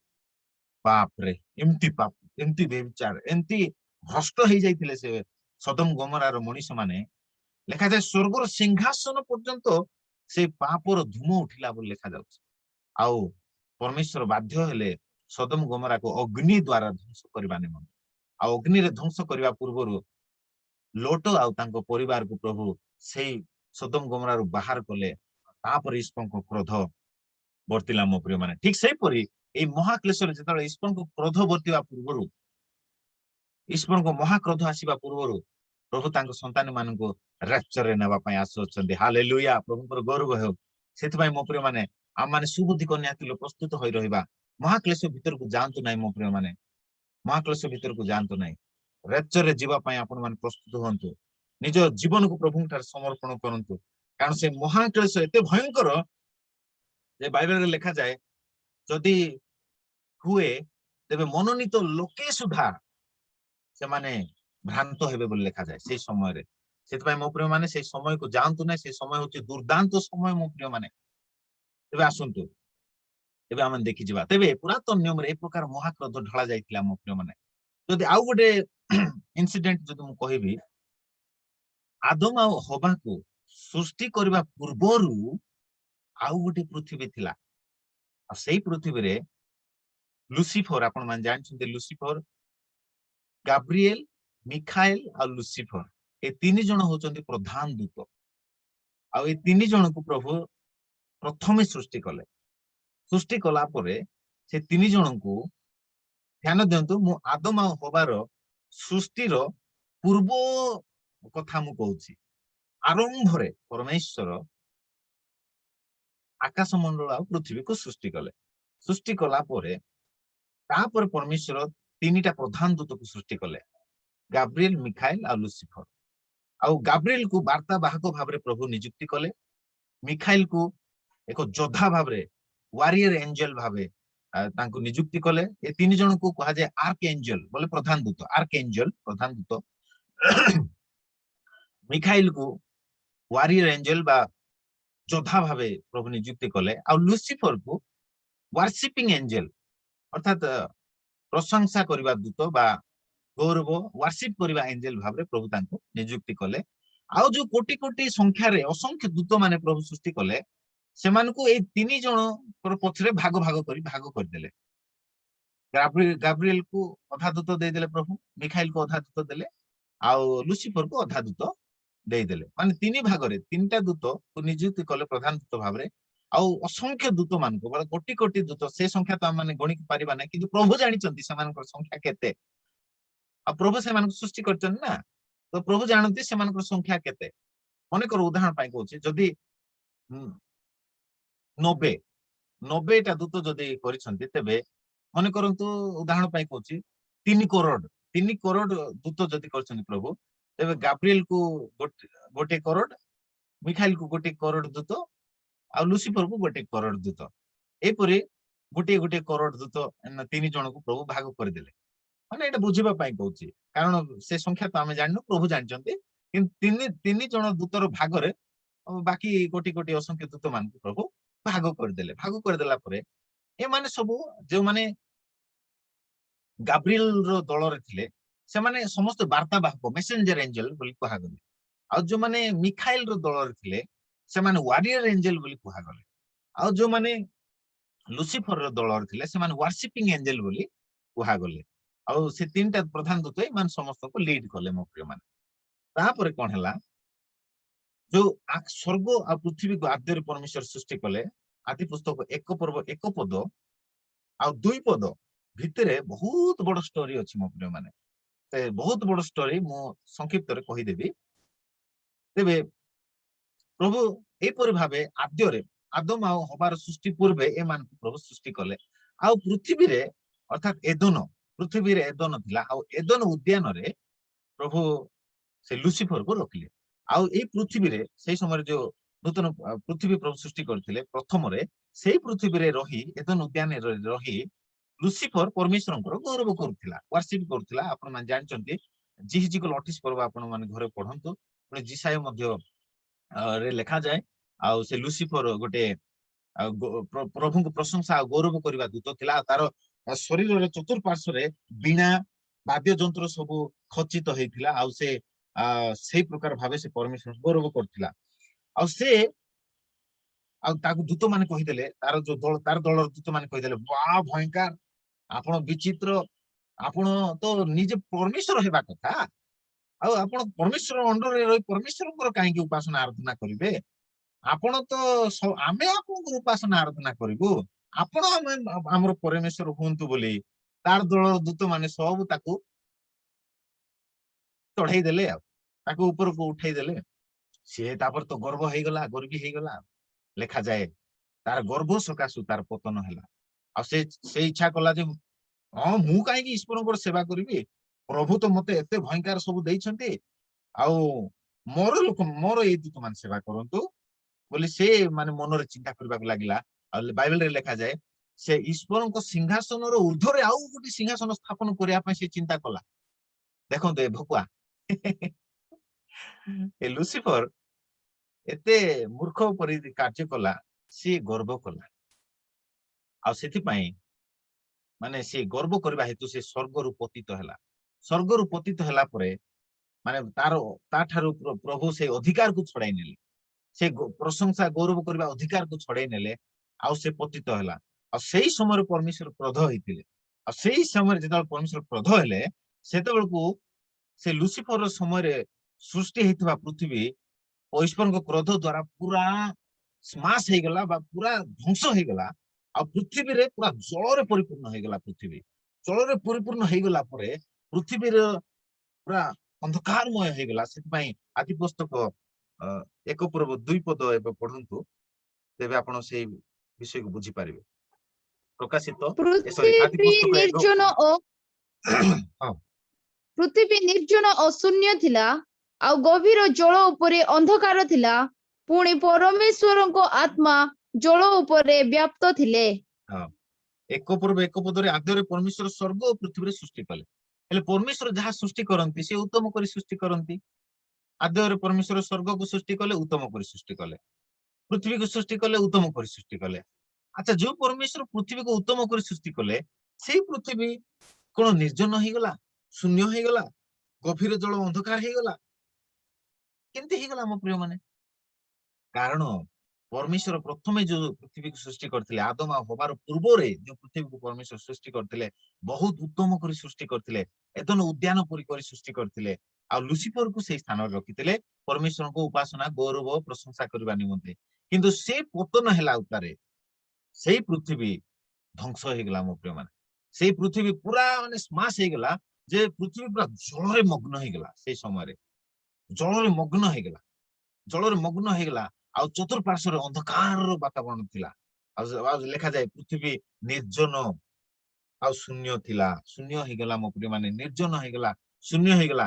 ଆଉ ପତିତ ଦୂତ ମାନେ ସବୁ ସେଇ ସମୟର ଈଶ୍ୱରଙ୍କ କ୍ରୋଧ ଦ୍ଵାରା ଯୋଉ ଜଳରେ ପ୍ଲାବନ ହେଇଗଲା ପୃଥିବୀ, ସେଇ ସମୟରେ ମଧ୍ୟ ଗୋଟେ ଜଳ ପ୍ଲାବନ ପରିସ୍ଥିତି ସୃଷ୍ଟି ହେଲା ମୋ ପ୍ରିୟ ମାନେ। ଆଉ ସେତେବେଳେ ସେଇ ଲୁସିଫର ଆଉ ତାର ଦୂତ ମାନେ ସମସ୍ତେ ପତିତ ହେଲେ, ଆଉ ସେମାନେ ଜଳ ମଧ୍ୟରେ ସେମାନେ ରହିଗଲେ, ବା ଜଳ ସେମାନଙ୍କୁ ଘୋଡେଇ ଦେଲା, ଆଉ ସେମାନେ ତଳେ ପତିତ ହେଇଗଲେ, ଜଳ ଭିତରେ ସେମାନେ ରହିଗଲେ। ସେଥିପାଇଁ ଲେଖାଗଲା ଗଭୀର ଜଳ ଉପରେ ଅନ୍ଧକାର ଥିଲା। ସେ ଜଳ ଉପରେ ବି ଅନ୍ଧକାର ଥିଲା, ଆଉ ଗଭୀର ଜଳରେ ତ ଆହୁରି ଅଧିକ ଅନ୍ଧକାର ଥିଲା, କାରଣ ସେଇ ଅନ୍ଧକାରରେ ମାନେ ସେ ଲୁସିଫର ଆଉ ତାର ଦୂତ ମାନେ ପତିତ ହେଇକିରି ସେମାନେ ସେଠି ବନ୍ଦୀ ହେଇକି ରହିଯାଇଥିଲେ। କିନ୍ତୁ ଯେତେବେଳେ ପରମେଶ୍ୱର ପୁନର୍ବାର ସୃଷ୍ଟି କରିବା ଆରମ୍ଭ କଲେ, ଅର୍ଥାତ୍ ସେଇ ଦୁଇ ପଦରେ ପ୍ରଭୁ ପୁନର୍ବାର ମାନେ 3 ପଦରୁ ଆରମ୍ଭ କରି ପୁନର୍ବାର ପ୍ରଭୁ ସୃଷ୍ଟି କରିବା ଆରମ୍ଭ କଲେ, ଆଉ ତାହା ଅନେକ କୋଟି କୋଟି ବର୍ଷ ବିତି ଯାଇଛି ମୋ ପ୍ରିୟ ମାନେ। 1 ପଦ ଆଉ 2 ପଦ ଭିତରେ ଯୋଉ ତଫାତ ଅଛି ତାହା ପାଖାପାଖି କୋଟି କୋଟି ବର୍ଷ ବିତି ଯାଇଛି। ତାପରେ ଯାଇ ପୁନର୍ବାର ପ୍ରଭୁ ସୃଷ୍ଟି କରିବା ଆରମ୍ଭ କଲେ, ଆଉ ସେ କହିଲେ ଅନନ୍ତର ପରମେଶ୍ୱର କହିଲେ ଦୀପ୍ତି ହଉ, ତହିଁରେ ଦୀପ୍ତି ହେଲା। ତାପରେ ଆପଣ ମାନେ ଜାଣିଛନ୍ତି, ତାପରେ ପୁନର୍ବାର ସେ ପ୍ରଭୁ ପୃଥିବୀକୁ କଣ କଲେ, ସୃଷ୍ଟି କଲେ, ଦୀପ୍ତି କଲେ, ଆକାଶ ମଣ୍ଡଳ ଗଠନ କଲେ, ତାପରେ ସମୁଦ୍ରକୁ, ଅର୍ଥାତ୍ ପୃଥିବୀ ଜଳରେ ମଗ୍ନ ହେଇଯାଇଥିଲା, ସେଇ ଜଳକୁ ପୁନର୍ବାର ପ୍ରଭୁ ସାଇଡ କଲେ। ଯେତେବେଳେ ସେ ଜଳକୁ ପ୍ରଭୁ ସାଇଡ କଲେ, ଆଉ ସ୍ଥଳ ପ୍ରକାଶିତ ହେଲା, ସେଇ ସ୍ଥଳରେ ସେଇ ପତିତ ଅବସ୍ଥାରେ, କାରଣ ଲୁସିଫର ତ ଆତ୍ମା ଅଟେ ନା, ଲୁସିଫର ଆଉ ତାର ଦୂତ ମାନେ ଆତ୍ମା ଅଟନ୍ତି, ଆଉ ସେଇମାନେ ଯେତେବେଳେ ସ୍ଥଳ ପ୍ରକାଶିତ ହେଲା, ସେତେବେଳେ ଲୁସିଫର ହାୟ ପ୍ରଭୁ ଧନ୍ୟବାଦ ବୋଲା ପରେ ହେଇଥିବ ସେତେବେଳକୁ, କାହିଁକି ନା ଜଳକୁ ପ୍ରଭୁ କଣ କଲେ, ହଟେଇ ଦେଲେ। ଆଉ ସେଇ ସମୟରେ ଯୋଉ ଏଦନ ଉଦ୍ୟାନ ପ୍ରଭୁ ଥିଲା, ସେ ଏଦନ ଉଦ୍ୟାନରେ ପ୍ରଭୁ ଆଦମକୁ ସୃଷ୍ଟି କରି ଏଦନ ଉଦ୍ୟାନରେ ରଖିଲେ, ଆଉ ସେ ଏଦନ ଉଦ୍ୟାନରେ କିଏ ଥିଲା ପତିତ ଅବସ୍ଥାରେ, ଲୁସିଫର। ଆଉ ସେଥିପାଇଁ ସେ ସର୍ପର ଭିତରେ ପ୍ରବେଶ କଲା, ଆଉ ସର୍ପ ଦ୍ଵାରା ସେ କଥା କହିଲା, କାରଣ ସେ ଆତ୍ମା ଅଟେ, ତାକୁ କଥା କହିବା ପାଇଁ ଗୋଟେ ଶରୀର ଆବଶ୍ୟକ, ଆଉ ସେ ସର୍ପର ଶରୀରକୁ ସେ ବ୍ୟବହାର କଲା, ଆଉ ସେ ଯାଇକି ଆଦମ ଆଉ ହବାକୁ ସେ ଭ୍ରାନ୍ତ କରିବା ପାଇଁ ଚାଲିଗଲା। ଆଦମ ନଥିବା ସମୟରେ ସେ ହବାକୁ ଯାଇ କହିଲା, କଣ ପରମେଶ୍ୱର ତୁମକୁ କହିଛନ୍ତି କି ଆଉ କୌଣସି ବୃକ୍ଷର ଫଳ ଖାଇବା ପାଇଁ ମନା କରିଛନ୍ତି କି? ଆଉ ହବା ପୁରା ନମ୍ର ହବା, କାରଣ ସ୍ତ୍ରୀ ମାନେ ପ୍ରାୟ ନମ୍ର ଥିବେ, ଆଉ ସେମାନେ ନମ୍ରତାରେ ହବା କହିଦେଲା, ହଁ ହଁ ଏଦନ ଉଦ୍ୟାନର ମଧ୍ୟ ସ୍ଥାନରେ ଥିବା ସତ୍ ଜ୍ଞାନଦାୟକ ବୃକ୍ଷର ଫଳ ଖାଇବା ପାଇଁ ପରମେଶ୍ୱର ମନା କରିଛନ୍ତି, ସିଧାସଳଖ କହିଦେଲା। ଆଜି ମଧ୍ୟ ଦେଖନ୍ତୁ, ଅଜଣା ବ୍ୟକ୍ତିକୁ ଯେତେବେଳେ କିଛି ପଚାରିଲେ, କୌଣସି ସ୍ତ୍ରୀ ଲୋକମାନେ ଥାନ୍ତି ସବୁ ଡିଟେଲ କହିଦିଅନ୍ତି। ତାଙ୍କୁ ଯଦି ପଚାରାଯାଏ, ମନେକର ଅଜଣା ବ୍ୟକ୍ତି କିଏ ଗୋଟେ ଆପଣଙ୍କ ଘରକୁ ଆସିଲା, ପଚାରିବେ ଯେ ଅମୁକ ଲୋକ ଘର କୋଉଠି ବୋଲି ପଚାରିଲେ, କେତେଟା ସ୍ତ୍ରୀ ଲୋକମାନେ ଅଛନ୍ତି ସେମାନେ ସିଧାସଳଖ ଆଡ୍ରେସ କହିଦେବେ, କିନ୍ତୁ ଆଉ କେତେଟା ସ୍ତ୍ରୀ ଲୋକମାନେ ଅଛନ୍ତି ପୁରା ବ୍ୟାଖ୍ୟା କରିବେ, କହିବେ ସେଇ ଲୋକ ତ, ହଁ ସେଇ ଲୋକ ତ ପୁରା ଆମ ନିଜ ଲୋକ ହେବେ, ସେ ପୁରା ଆମର ଦାଦା ହେବେ, ସେ ପୁରା ଏମିତି ହେବେ, ସେ ପୁରା ସେମିତି ହେବେ, ସେ ପୁରା ଆମ ନିଜ ଲୋକ, କଣ ହେଲା କି, କଣ କାମ ଥିଲା, ସବୁ ଡିଟେଲ ପଚାରିଦେବେ ସେମାନେ। ତ ଏଇ ପ୍ରକାର ମଧ୍ୟ ଅଛନ୍ତି। ତେବେ ହବା ସବୁ କହିଦେଲା, ଖାଲି ଟିକେ ପଚାରିଦେଲା ଶୈତାନ, ଏ ସବୁ କହିଦେଲା। ସବୁ ଯେତେବେଳେ କହିଦେଲା, ସେତେବେଳକୁ ଇଏ ତ ଚତୁରଟା, ଲେଖା ହେଇଥିଲା ସର୍ବ ଅପେକ୍ଷା ଖଳ ଥିଲା, କାରଣ ତାର ଭିତରେ ସର୍ପକୁ ମଧ୍ୟ ପ୍ରଭୁ ଉତ୍ତମ କରି ସୃଷ୍ଟି କରିଥିଲେ, କିନ୍ତୁ ସେଇ ସର୍ପ ଶୈତାନକୁ ଜାଗା ଦେଲା। ଆଉ ସେ ସର୍ପ ଯେତେବେଳେ ଶୈତାନକୁ ନିଜ ହୃଦୟରେ ଜାଗା ଦେଲା, ସେତେବେଳେ ଶୈତାନ ସେ ସର୍ପ ଭିତରେ ପ୍ରବେଶ କଲା, ଆଉ ସେଇ ସର୍ପ ଦ୍ଵାରା ଯେତେବେଳେ ପ୍ରବେଶ କରିବା ଦ୍ଵାରା ସର୍ପ ସବୁ ସୃଷ୍ଟ ପ୍ରାଣୀ ଅପେକ୍ଷା ବା ସୃଷ୍ଟ ଜୀବଜନ୍ତୁ ଅପେକ୍ଷା, ସରୀସୃପ ଜୀବଜନ୍ତୁ ଅପେକ୍ଷା ଏ ସର୍ପ ସର୍ବାପେକ୍ଷା ଖଳ ଥିଲା ବୋଲି ଲେଖାଯାଏ। ମୋ ପ୍ରିୟ ମାନେ, ପରମେଶ୍ୱର କଣ ଗୋଟେ ଖଳ ବା ମନ୍ଦ ବିଷୟ କଣ ସୃଷ୍ଟି କରିପାରନ୍ତି କି? ନାଇଁ ନା, ପ୍ରଭୁ ସର୍ପଙ୍କୁ ମଧ୍ୟ ଉତ୍ତମ କରି ସୃଷ୍ଟି କରିଥିଲେ। ପ୍ରଭୁ 6 ଦିନରେ ସବୁ ସୃଷ୍ଟି କଲେ, ଆଉ କହିଲେ ଯେ ସବୁ ଉତ୍ତମ, ବେଶ ଉତ୍ତମ ବୋଲି କହିଲେ। ତେବେ ସର୍ପ ମଧ୍ୟ ସେ ଭିତରେ ଉତ୍ତମ ଅବସ୍ଥାରେ ଯାଉଛି ନା, କିନ୍ତୁ ସିଏ ଯେତେବେଳେ ଶୈତାନକୁ ଜାଗା ଦେଲା, ସେତେବେଳେ ପ୍ରଭୁ କହନ୍ତି ସର୍ପ ସର୍ବାପେକ୍ଷା ଖଳ ଥିଲା ବୋଲି କହନ୍ତି, କାରଣ ଶୈତାନ ତାର ଭିତରେ ପ୍ରବେଶ କଲା। ଏବେ ଯେମିତି ପିତର କହିଲେ, ପ୍ରଭୁ ଯୀଶୁ କହିଲେ, ନାଇଁ ମତେ କ୍ରୁଶରେ ହତ ହେବାକୁ ହେବ, ଆଉ ମତେ ମୃତ୍ୟୁବରଣ କରିବାକୁ ପଡିବ ବୋଲି ଯେତେବେଳେ କହିଲେ, ପିତର କହିଲେ, ନାଇଁ ପ୍ରଭୁ ସେ ତୁମ ପ୍ରତି ନ ଘଟୁ। ସେତେବେଳେ ଯୀଶୁ ସାଙ୍ଗେ ସାଙ୍ଗେ ବୁଲି ପଡି କହିଲେ, ଦୂର ହ ଶୈତାନ। ଦେଖନ୍ତୁ, ଅର୍ଥାତ୍ ପିତର କଣ ଶୈତାନ ଥିଲା କି? ନାଇଁ ମୋ ପ୍ରିୟ ମାନେ, ପିତର ଭିତରେ ଶୈତାନ ରହିକି ତା ସହିତ ତା ମୁଖରୁ କଥା କହୁଥିଲା, ଆଉ ସେଥିପାଇଁ ପ୍ରଭୁ ସେ ଶୈତାନକୁ ଦୂର କହିବା ଦ୍ଵାରା ମାନେ ପିତର ଠାରୁ ସେ ଶୈତାନ ବାହାରିକି ଦୂର ହେଇ ପଳେଇଲା। ଆଉ ସେତେବେଳେ ପିତର ଜାଣିପାରିଲା, ଆରେ ଆରେ ଆରେ ମୁଁ କଣ କହୁଥିଲି, ଆଶ୍ଚର୍ଯ୍ୟ ହେଇଗଲା ସେ।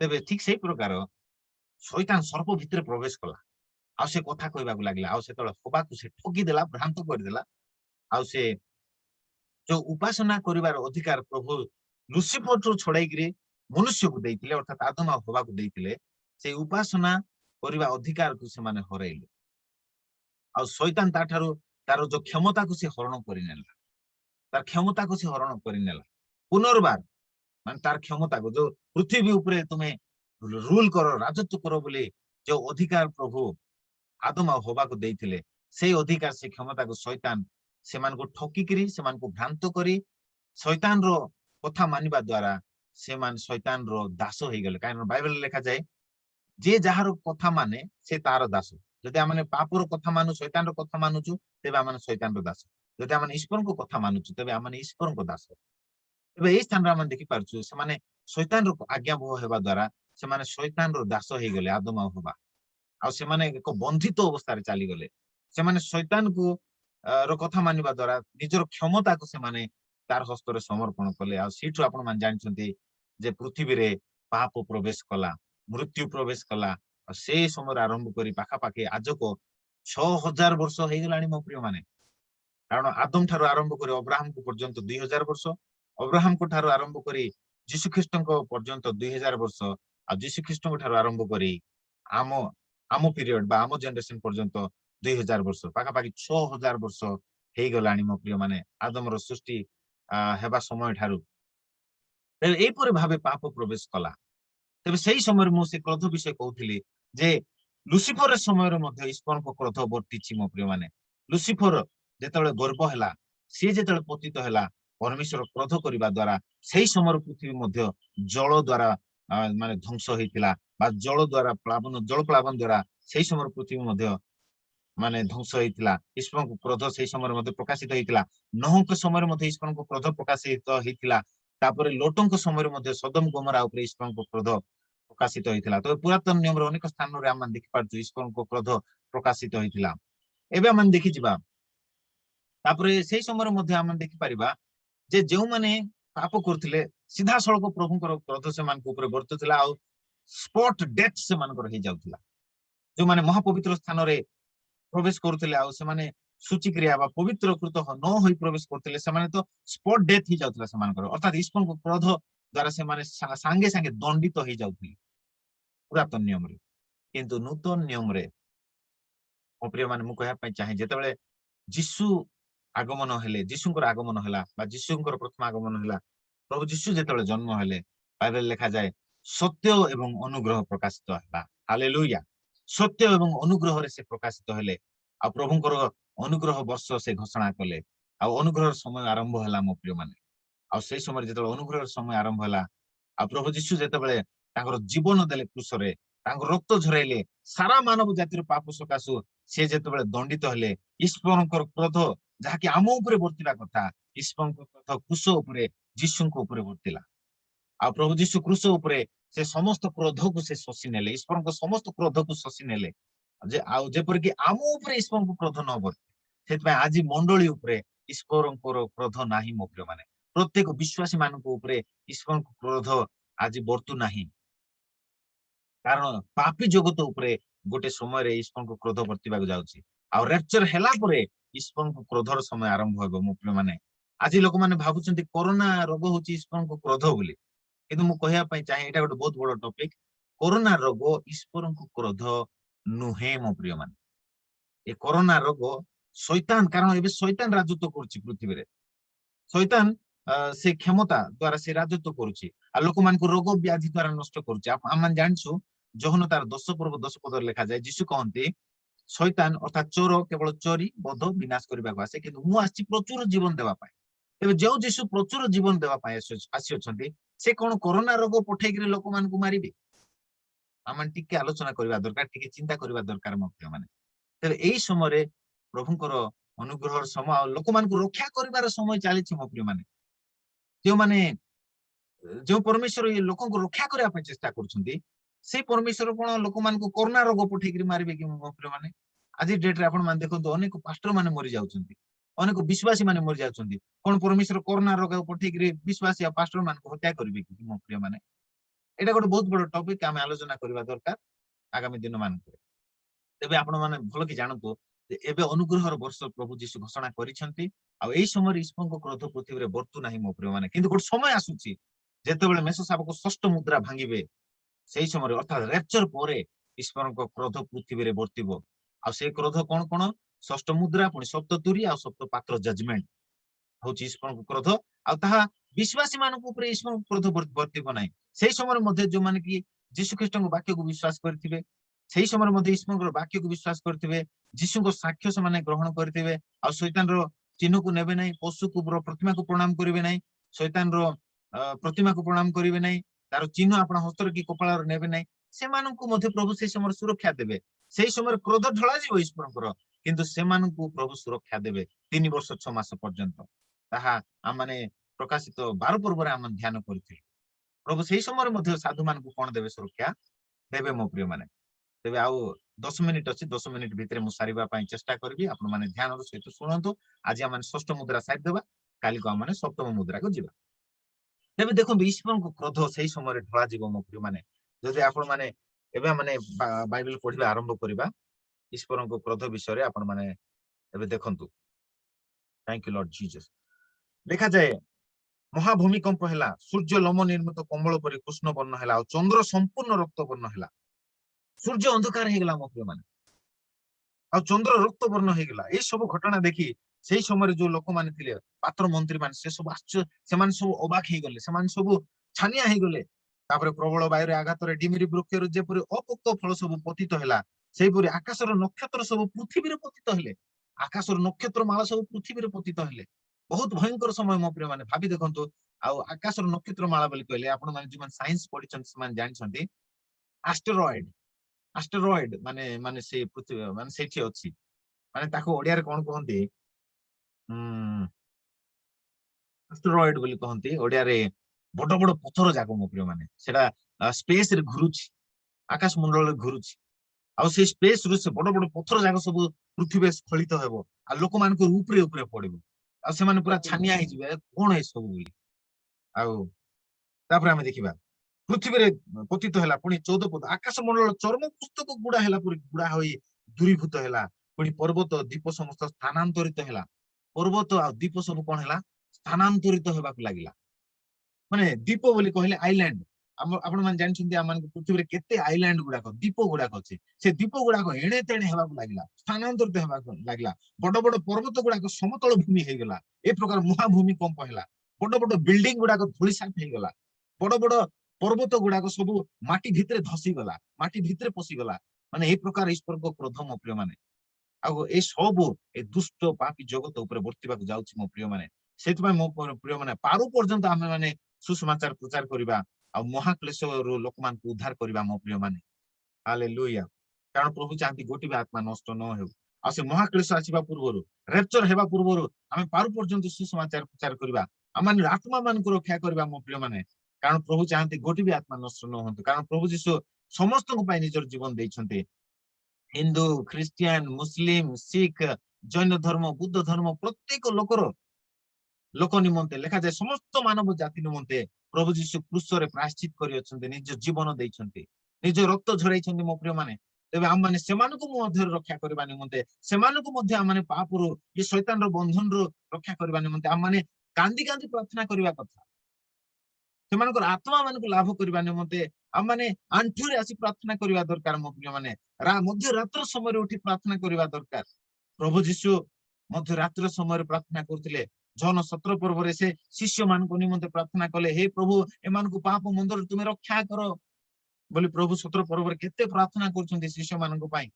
ପ୍ରଭୁ ତାପରେ ସେ କହନ୍ତି ଆଗାମୀ ଦିନ ମାନଙ୍କରେ ଏ ଶିଷ୍ୟ ମାନଙ୍କର ବାକ୍ୟ ଶୁଣି ଯେଉଁମାନେ ବିଶ୍ୱାସ କରନ୍ତି ସେମାନଙ୍କୁ ନିମନ୍ତେ ମଧ୍ୟ ମୁଁ ପ୍ରାର୍ଥନା କରୁଛି ବୋଲି ପ୍ରଭୁ ଯୀଶୁ ଆଜି ଡେଟରେ ବିଶ୍ୱାସ କରୁଥିବା ଆମ ମାନଙ୍କ ପାଇଁ ମଧ୍ୟ ସେ ପୂର୍ବରୁ ପ୍ରାର୍ଥନା କରିଦେଇଛନ୍ତି। ଆଉ ଆଜି ମଧ୍ୟ ପିତାଙ୍କ ଦକ୍ଷିଣରେ ସେ ଅଛନ୍ତି ଏବଂ ପିତାଙ୍କ ଠାରେ ସେ ନିବେଦନ ପ୍ରାର୍ଥନା କରୁଛନ୍ତି। ଆଜି ମଧ୍ୟ ଯୀଶୁ ପ୍ରାର୍ଥନା କରୁଛନ୍ତି ସ୍ୱର୍ଗରେ ମୋ ପ୍ରିୟ ମାନେ। ତେବେ ମୋ ପ୍ରିୟ ମାନେ ଆମେ केते अधिक आम प्रार्थना करबा दरकार से लोक मान को रक्षा करिया पाए उद्धार करिया पाए आपनकर प्रार्थना धार्मिक प्रार्थना अनेक कार्य साधन करिवो बोली बाइबल लिखा जाय आपण जेतेबेले प्रार्थना करिवे मो प्रिय माने पाप रो बंधन थिबा लोक माने मुक्त हेबे आपण प्रार्थना कले अनेक कार्य प्रभु साधन करिवे आपण प्रार्थना कले स्वर्गर दूत माने रिलीज हेबे आज क्रिश्चियन माने प्रार्थना करंती नाही मो प्रिय माने जदि क्रिश्चियन माने प्रार्थना करि थांते तबे आज डेट रो सब लोक परिवर्तन हे जाय हे सारी थांते किंतु क्रिश्चियन लोक माने जागतिक विषय बेसी माती जाइछन बहुत दुखर कथा मो प्रिय माने आसंतु आम निजे बंचिबा अन्य को बंचाइबा अन्य पाई प्रार्थना करिबा आमे आंठु भांगिबा गोटे टोपा लुह झराइबा से मानको पाई आ प्रभु आमानकर लुह झरिबा देखि आमानकर धार्मिक व्यक्तिर प्रार्थना को सुनंती बोली बाइबल रे लिखा जाय आ से ताहा सुनी से मानको से निश्चित भाबे उद्धार करिवे बाइबल लिखा जाय से मानको प्रभु मन परिवर्तन रो वरदान देबे बोली बाइबल लिखा जाय आज अनेक क्रिश्चियन माने मते बैक स्लाइड जीवन काटुछन्ती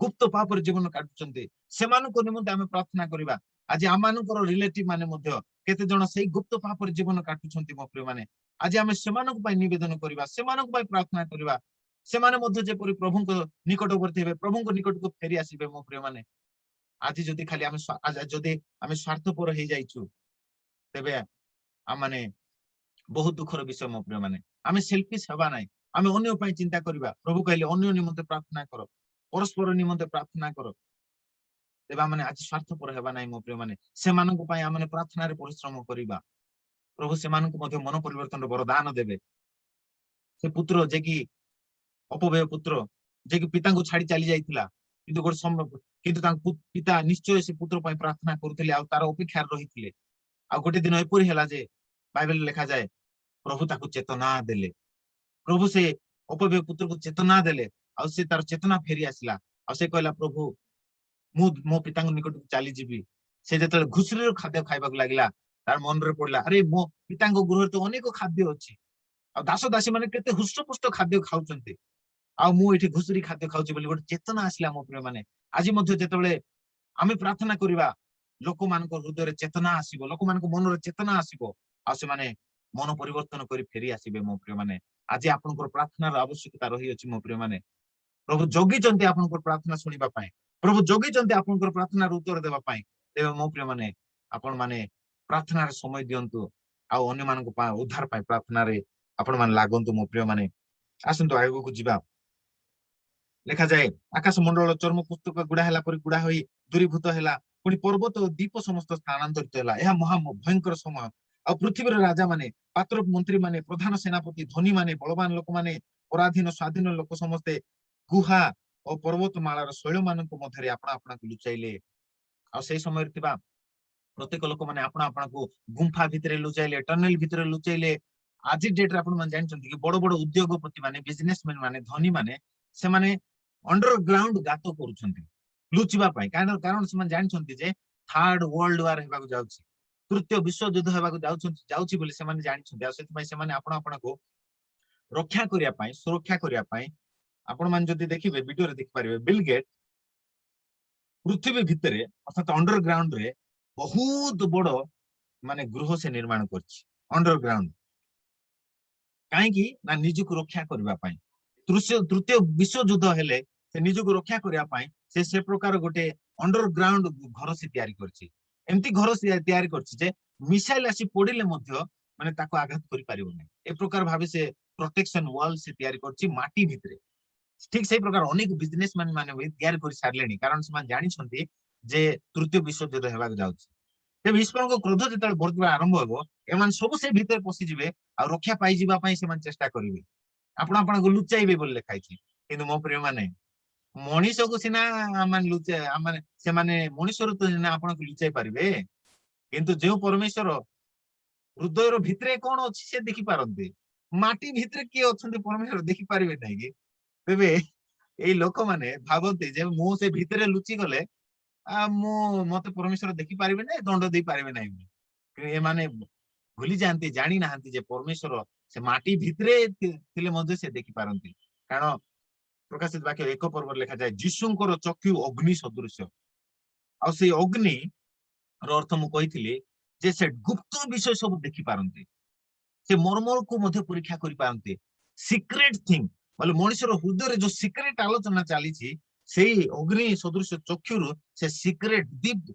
भीतर गुप्त विषय मान से देखिकी से विचार करती मो प्रिय माने आम माने प्रभु को ठार किछि भी लुचाई परिबा नहीं ए लोक माने भाबे मु आमे लुचि जिबा प्रभु हमको देखि परिबे नहीं किंतु से मान जानि पारनांती जे ईश्वर को क्रोध आगरे से माने ठिया ही परिबे नहीं से माने जेते चेष्टा जेते प्रयास कले ताकर सुना रूपा टंका धन संपत्ति से मान को ईश्वर को क्रोध रु से समय रक्षा करि परिबो नहीं से मान को जेते टेक्नोलॉजी जेते ज्ञान जेते बड़ बड़ गुंफा जेते प्रोटेक्शन से माने आवरण से माने तयारी कले मध्य ईश्वर को क्रोध रु से माने से समय रक्षा पाई परिबे नहीं से माने ईश्वर को से माने पशुर प्रतिमा को प्रणाम करथिबे से माने 666 से समय नहीं जाइथिबे कारण द्वितीय मुद्रा भांगिबा समय से शैतान समस्त को 666 दउची से भंड ख्रीष्ट से मान सब नहीं जाइथिबे आ बाइबल लिखा जाय जो माने से प्रतिमा पशुर प्रतिमा रो चिन्ह ग्रहण करिवे से माने ईश्वर को क्रोधर पात्र हेबे बोल लिखा जाय के जण पढंतु प्रकाशित 14 पर्व आ हम तार 9-10 पद टिके पढिबा हालेलुया ସେମାନଙ୍କ ପଶ୍ଚାତରେ ଆଉ ଜଣେ ଅର୍ଥାତ୍ ତୃତୀୟ ଦୂତ ଆସି ଉଚ୍ଚ ସ୍ୱରରେ କହିଲେ, ଯଦି କେହି ସେହି ପଶୁ ଓ ତାହାର ପ୍ରତିମାକୁ ପ୍ରଣାମ କରେ ପୁଣି ଆପଣା କପାଳ लिप्सा भणी म्यूट हे गेला टिके म्यूट काढी देबे हां ତେବେ ସେ ମଧ୍ୟ ଈଶ୍ୱରଙ୍କ କୋପରୂପ ଯେଉଁ ମଦିରା ଅମିଶ୍ରିତ ଭାବେ ତାହାଙ୍କ କ୍ରୋଧର ପାତ୍ରରେ ପ୍ରସ୍ତୁତ କରାଯାଇଅଛି ତାହା ପାନ କରିବ ପୁଣି ପବିତ୍ର ଦୂତଗଣଙ୍କ ଓ ମେଷ ଶାବକଙ୍କ ସାକ୍ଷାତରେ ଅଗ୍ନି ଓ ଗନ୍ଧକ ଦ୍ୱାରା ଯନ୍ତ୍ରଣା ପ୍ରାପ୍ତ ହେବ। देखो मो प्रिय माने जो धनी लोक माने जो पात्र मंत्री माने जो शासन करता अधिकारी माने भंड ख्रीष्टर शासन रे से माने जो माने पशुर और ताहार प्रतिमा को प्रणाम करथिबे आ आपना कपाळ रे के हाथ रे ताहार चिन्ह ग्रहण करथिबे से माने ईश्वर को कोप रूप जो मदिरा अमिश्रित भावे तांको क्रोधर पात्र रे प्रस्तुत करा जायछि अर्थात ईश्वर को जो क्रोध ढळा जिबा को जाउछि से मानकर अंशी से माने हेबे से माने से क्रोधर पात्र रू पान करिवे अर्थात से माने ईश्वर को से क्रोधर से मान को ऊपर ढळा जिवो आउ लेखा जाय से केवल सेतिकी नुहे जो माने से समय मृत्युवरण करिवे आ से जो माने शैतान रो चिन्ह को अपना कपाळ रे हस्तर नैथिबे जो माने मृत्युवरण करिवे से मानकर आत्मा माने अग्नि आ गंधक द्वारा जंत्रणा प्राप्त हेबे आ से मानकर जंत्रणा रो धूम जुगे जुगे उठुथिबो बोल लेखा जाय जे माने पशु ताहार प्रतिमा को प्रणाम करंती पुणी तार नाम चिन्ह ग्रहण करंती से मानकर दिवा रात्र आ विश्राम नाही से मानकर धूम जुगे जुगे उठुथिबो से माने महा से माने अग्नि आ गंधक प्रज्वलित हृदय स्थान पाइबे मो प्रिय माने तेबे सेही समय दुई प्रकार दलर लोक अछंती जो गोटे प्रकार दलर लोक से पशुर प्रतिमा को प्रणाम करिवे तार चिन्ह आपण हस्तर कपाळ रे नेबे किंतु आउ गोटे दलर लोक जो माने कि माने मृत्यु दे गमन करिवे किंतु से माने यीशु ख्रीष्टंकर साक्ष्य ईश्वर वाक्य सकाशे से माने निजर जीवन सुधा दे देबे बळी हे जिवे किंतु से माने से शैतान रो चिन्ह कि ता प्रतिमा को प्रणाम करिवे नै कि चिन्ह आपण हस्तर कि कपाळ रे से माने ग्रहण करिवे नाही मो प्रिय माने ताहा माने गत दिन मानकर से रेफरेंस गुडा को हम देखिथिलु एबे मो प्रिय माने तो हम माने देखि पारछु ईश्वर को क्रोध से मान को ऊपर बर्तुची ढळा जाउची जो माने कि से पशु को प्रणाम करछंती पशुर प्रतिमा को प्रणाम करछंती पुणी पशुर चिन्ह आपण कपाळ हस्तर नैछंती आ से समय तो से बाध्य करि देबो से चिन्ह ग्रहण करिया पई आ जे न नेबो ताको से छक स्थान मानकर बध करिवो बोली प्रकाशित 13 पर्व रे लिखा आइछि तेबे एक प्रकार भाबे ईश्वर को क्रोध से समय उपस्थित हबो मो प्रिय माने से आसंतु मो प्रिय माने आम माने आबे आगो को जीवा नै समय हे गेलानी बहुत विषय आउरी रहिछि माने आकु विस्तीर्ण भाबे वर्णना करिया पई जदि हेबो आमे काली को षष्ठ मुद्रा रो पार्ट 2 करिके आम माने आउरी आरंभ करबा काहे कि ना एटा बहुत बडो षष्ठ मुद्रा आउ अछि जेतु आपण माने जानिबा दरकार विस्तीर्ण भाबे स्टडी करबा दरकार काहे कि ना एटा अछि एंड टाइम स्टडी आ सेति पई ए षष्ठ मुद्रा आज मु समाप्त करि पारली नै खाली एति ही कहिछि काली को षष्ठ मुद्रा रो पार्ट 2 आमे आरंभ करबा ते मु आपण मानकु समस्त अनुरोध करबी काली मध्ये जोग दियंतु आउ आज आमे एति पर्यंत ही आ माने रखिबा आउ आ माने केही मध्ये लीव करंतु नै शेष आशीर्वाद नै आ माने लीव करबा आउ आसंतु आमे वाक्य अनुसार प्रार्थना करबा मो प्रिय माने भीषण समय आसीबा को जाउछि शेष कथा मु कहया पई चाहे आ माने आज डेट रे आ माने प्रस्तुत हेबा कारण आमे जाननु केउ समय से 7 वर्ष क्लेश आरंभ होबो रेप्चर हेबा क्षणी 7 वर्ष क्लेश आरंभ होई ସେଥିପାଇଁ ରେପଚର ହଉଛି ମାନେ ଆମ ପାଇଁ ଗୋଟେ ଟର୍ଣ୍ଣିଂ ପଏଣ୍ଟ। ତ ରେପଚର ରେ ଆମେ ପଳେଇ ଯିବା, ତେବେ ଆମ ମାନଙ୍କର ମଙ୍ଗଳ। ଆଉ ସେଥିପାଇଁ ଆମ ମାନଙ୍କର ଯଦି ଜୀବନ ପ୍ରଭୁଙ୍କ ସହିତ ଠିକ ନାହିଁ, ଆଜି ମଧ୍ୟ ସମୟ ଅଛି। ଯଦି ଆମେ ଗୁପ୍ତ ପାପରେ ଭୁଲ ମନ୍ଦରେ ଯଦି ଆମେ ଜୀବନ କାଟୁଛୁ, ତେବେ ଆଜି ମଧ୍ୟ ସୁଯୋଗ ଅଛି ଆମେ ପ୍ରଭୁଙ୍କ ନିକଟରେ ଆମେ ଅନୁତାପ କରିବା, ଆମେ କ୍ଷମା ମାଗିବା। ପ୍ରଭୁ ଗତ ଦିନ ମାନଙ୍କରେ ମୁଁ ନ ଜାଣି ଯେଉଁ ସବୁ ଭୁଲ ପାପ କରିଅଛି, ସେ ପାପରୁ ମୋତେ ତୁମେ କ୍ଷମା କର ପ୍ରଭୁ। ଆଜି ପୁନର୍ବାର ମୁଁ ତୁମ ନିକଟକୁ ଆସୁଛି, ଆଜି ପୁନର୍ବାର ମୁଁ ତୁମ ସହିତ ମିଳିତ ହେବା ପାଇଁ ଚାହୁଁଛି ପ୍ରଭୁ। ମୋର ଗତ ଦିନ ମାନଙ୍କର ଭୁଲ ପାପ ଦୋଷ ଅପରାଧ ତୁମେ ଗଣନା କର ନାହିଁ ପ୍ରଭୁ, କ୍ଷମା କର ବୋଲି ଆଜି ଆମେ ପ୍ରଭୁଙ୍କୁ କ୍ଷମା ମାଗିବା। ଆଉ ସମ୍ପୂର୍ଣ୍ଣ ରୂପେ ପ୍ରଭୁଙ୍କ ସହିତ ମିଳିତ ହେବା, ପ୍ରଭୁଙ୍କୁ କ୍ଷମା ମାଗି ଆମେ ପୁନର୍ବାର ଆମେ ତାଙ୍କ ନିକଟକୁ ଚାଲି ଆସିବା। ଆଉ ପ୍ରଭୁ ଆମମାନଙ୍କୁ କ୍ଷମା କରିବେ। ଆଉ ଆଜିଠାରୁ ଏକ ଧାର୍ମିକ ଏବଂ ପବିତ୍ର ଜୀବନ, ଏକ ବିଜୟ ଖ୍ରୀଷ୍ଟିଆନ ଜୀବନ ଆମେ କାଟିବା। ତେବେ ଆଜି ରାତିରେ ବି ଯଦି ଯୀଶୁଙ୍କର ଆଗମନ ହେବ, ତେବେ ଆମେ ଶୂନ୍ୟ ମଣ୍ଡଳରେ ନୀତ ହେବା, ଆମେ ରେଚର ହେବା, ମହାକ୍ଲେଶରେ ଆମେ ପ୍ରବେଶ କରିବା ନାହିଁ। ଆଜି ସମୟ ଅଛି, ଆଜି ହଉଛି ପରିତ୍ରାଣର ଦିନ, ଆଜି ହଉଛି ଉଦ୍ଧାରର ଦିନ। ତେବେ ଏଇ ଦିନକୁ ଆମେ ଆଉ ୱେଷ୍ଟ କରିବା ନାହିଁ, କିନ୍ତୁ ତାକୁ ଆମେ ସଦ୍ବ୍ୟବହାର କରିବା। ମୋ ପ୍ରିୟ ମାନେ, ଆସନ୍ତୁ ଆମେ ଶେଷ ପ୍ରାର୍ଥନା କରିବା। Thank you Lord Jesus, hallelujah। ଏତେବେଳେ ଆମମାନଙ୍କ ମଧ୍ୟରେ ଆମସ୍ ବାଗ ଭାଇ ଅଛନ୍ତି, ମୁଁ ତାଙ୍କୁ ଅନୁରୋଧ କରିବି ଆଉ ଶେଷ ପ୍ରାର୍ଥନାରେ ଆମମାନଙ୍କୁ ସାହାଯ୍ୟ କରିବେ। ତାପରେ ଆମେ ଶେଷ ଆଶୀର୍ବାଦ ନେଇ ବିଦାୟ ନେବା।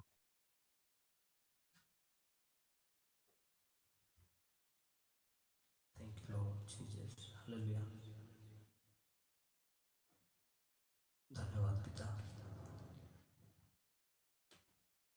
ଭାଇ ଏଇ ସମୟରେ ମୁଁ ଭାବୁଥିଲି ମନେ ମନେ ପ୍ରାର୍ଥନା ପାଇଁ, ଯେଉଁଟାକି ବାପାଙ୍କୁ କହିବି ବୋଲିକି, ବାପା ପାଖରେ ଅଛନ୍ତି ଆଉ ଗୋଟେ ମୋବାଇଲରେ ତାଙ୍କୁ ଦେଉଛି, କରିବେ ସେ ଶେଷ ପ୍ରାର୍ଥନା।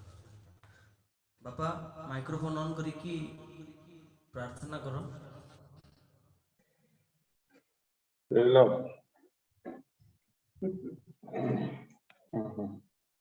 ଆଜ୍ଞା ପ୍ରେଜ ଦ ଲର୍ଡ, ପ୍ରେଜ ଦ ଲର୍ଡ ଆଜ୍ଞା, ପ୍ରେଜ ଦ ଲର୍ଡ ଆଜ୍ଞା। ବହୁତ ଖୁସି ଲାଗୁଛି।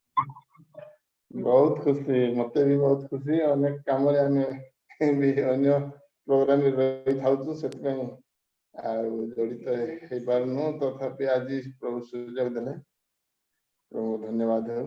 ଆସନ୍ତୁ ପ୍ରାର୍ଥନା କରିବା। ଭାଇ ହ୍ୟାଲୋ ହ୍ୟାଲୋ ହ୍ୟାଲୋ, ଆଦର୍ଶ ଭାଇ, ହଁ ମଳୟ ଭାଇ କୁହନ୍ତୁ। ଆଦର୍ଶ ଭାଇ ଫ୍ୟାମିଲି ପ୍ରେୟର ରିକ୍ୱେଷ୍ଟ ଗୋଟେ ମୁଁ ପଠାଇଛି, ଟିକେ ଦେଖିକି ପ୍ରେୟର କରିଦିଅନ୍ତୁ। ନିଶ୍ଚୟ, ଆଉ ମୁଁ ଟିକେ ପଢି ଦଉଛି। ଆଉ ହଁ। ମୋ ଅଜା ଆଶ୍ରିତ ବେନିଆଙ୍କ ଦେହ ଭଲ ନାହିଁ, ତାଙ୍କ ପାଇଁ ଏବଂ ତାଙ୍କ ପରିବାର ପାଇଁ ପ୍ରାର୍ଥନା କରିବା। ଯେଉଁମାନଙ୍କର ଦେହ ଭଲ ନାହିଁ, ବିଶେଷ କରି ମଳୟ ଭାଇ ତାଙ୍କେ ପ୍ରାର୍ଥନା ଅନୁରୋଧ ଦେଇଛନ୍ତି। ଆଉ ଆଶ୍ରିତ ବେନିଆ ତାଙ୍କ ପାଇଁ ଆମେ ପ୍ରାର୍ଥନା କରିବା। ପୁଣି ପ୍ରମୋଦ ଟାକରି ଭାଇ, ଯିଏକି ନାଗାଲାଣ୍ଡ ରେ ଯାତ୍ରା କରୁଛନ୍ତି, ତାଙ୍କ ଉତ୍ତମ ଯାତ୍ରା ପାଇଁ ପ୍ରାର୍ଥନା କରିବା। ଠିକ ଅଛି, ଯୋଉମାନେ ଅସୁସ୍ଥ ଅବସ୍ଥାରେ ଅଛନ୍ତି ସେମାନଙ୍କ ପାଇଁ ପ୍ରାର୍ଥନାରେ ରଖନ୍ତୁ। ପୁଣି ଯୋଉମାନେ ପ୍ରମୋଦ ଟାକରି ଯିଏକି ନାଗାଲାଣ୍ଡ ଯାଉଛନ୍ତି, ଜର୍ଣ୍ଣି କରୁଛନ୍ତି, ତାଙ୍କୁ ମଧ୍ୟ ଆମେ ପ୍ରାର୍ଥନାରେ ସ୍ମରଣ କରିବା। ଆସନ୍ତୁ ଆମେ ପ୍ରଭୁଙ୍କ ଦାସ ଆଜ୍ଞାଙ୍କ ସହିତ ଆମ ଶେଷ ପ୍ରାର୍ଥନାରେ ଆମେ ଏକ ମନ ହେବା। ହାଲେଲୁୟା। ଧନ୍ୟବାଦ, ଧନ୍ୟବାଦ, ଧନ୍ୟବାଦ, ଧନ୍ୟବାଦ, ଧନ୍ୟବାଦ, ଧନ୍ୟବାଦ ସଦାପ୍ରଭୁ। Hallelujah, hallelujah, hallelujah.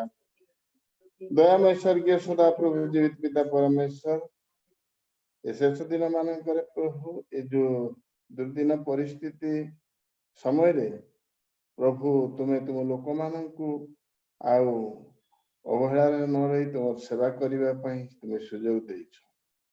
ଧନ୍ୟବାଦ ପିତା ପରମେଶ୍ୱର, ଯୋଉ ମାଧ୍ୟମରେ ତୁମର ଜୀବିତ ବାକ୍ୟକୁ ପ୍ରାଞ୍ଜଳ ଭାବରେ ଗୋଟି ଗୋଟି କରି ବୁଝିବାର ତୁମେ ସୁଯୋଗ ଦେଇଛ। ଆଉ ଆଦର୍ଶ ବାବୁକୁ ତୁମେ ଏଠି ତୁମେ ଠିଆ କରିଛ, ଧନ୍ୟବାଦ କରୁଛୁ। ତାଙ୍କୁ ତାଙ୍କ ପରିବାରକୁ ତୁମେ ମନୋନୀତ କରିଥିଲ ପ୍ରଭୁ। ଆଉ ସେ ବିଜାତୀୟ ସ୍ତରରୁ ସେ ଆସିଛନ୍ତି। ତୁମେ ତାଙ୍କ ମାତା ଗର୍ଭରୁ ନିଶ୍ଚିତ ତୁମ ବାକ୍ୟ ପ୍ରକାରେ ଗଢିଥିଲ ବୋଲି ଆଜି ତୁମେ ପ୍ରଭୁ ଆଉ ସମସ୍ତଙ୍କ ଆଗରେ ତୁମେ ତୁମ ସେବା କାର୍ଯ୍ୟ ଷ୍ଟାର୍ଟ କରିଛ। ଧନ୍ୟବାଦ ପିତା ପରମେଶ୍ୱର। ପ୍ରଭୁ ଏ ଦୁର୍ଦିନରେ ଆଉ ଯେତେ ଜଣ ମଧ୍ୟ ସେବା କାର୍ଯ୍ୟରେ ଜଡିତ ଅଛନ୍ତି, ପ୍ରତ୍ୟେକ ଯେ ତୁମ ଠାରୁ ଆଶୀର୍ବାଦ ନ ପାଇ ରହିପାରିବେ ନାହିଁ, ସେ ସବୁ ଅନୁଗ୍ରହ ତୁମେ ରଖିଛ।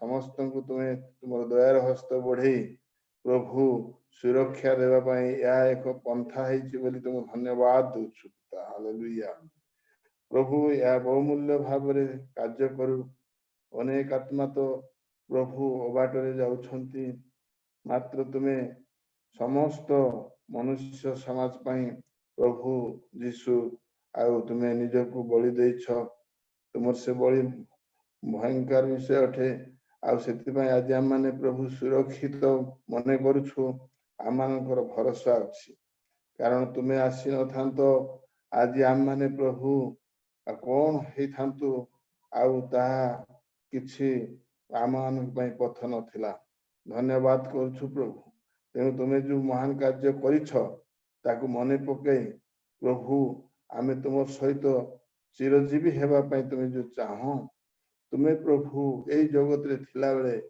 स्वर्गीय कथा केते कहिछ आउ से सब विषय अनुसार ही सब प्रत्येक विषय घटी चली तुम्हें आम को नहीं अनंत राज्य करने जो आशा भरोसा देछ ता प्रभु जो माने अपेक्षा कर पाइबे पिता परमेश्वर आज प्रत्येक ए सुजोग पांतु तुम्हें समस्त प्रति दयालु परमेश्वर तुम्हें दया कर कारण जो दुर्दिन आसुछि प्रभु प्रकाशित वाक्य जो वर्णना करा जाय से महाक्लेश आउ आसीबो आउ केउ मान पई ना जो माने तुम थारु दूरे अछंती आउ शैतान अनुगमन करंती हे पिता परमेश्वर तुम लोक माने हेले मध्य से माने जे आ सुरक्षित ता नहीं केवल जो माने मन परिवर्तन करी उपयुक्त आशा भरोसा रे तुम सेवा करंती केवल सेही माने ही से रक्षा पाइबे एति पई प्रभु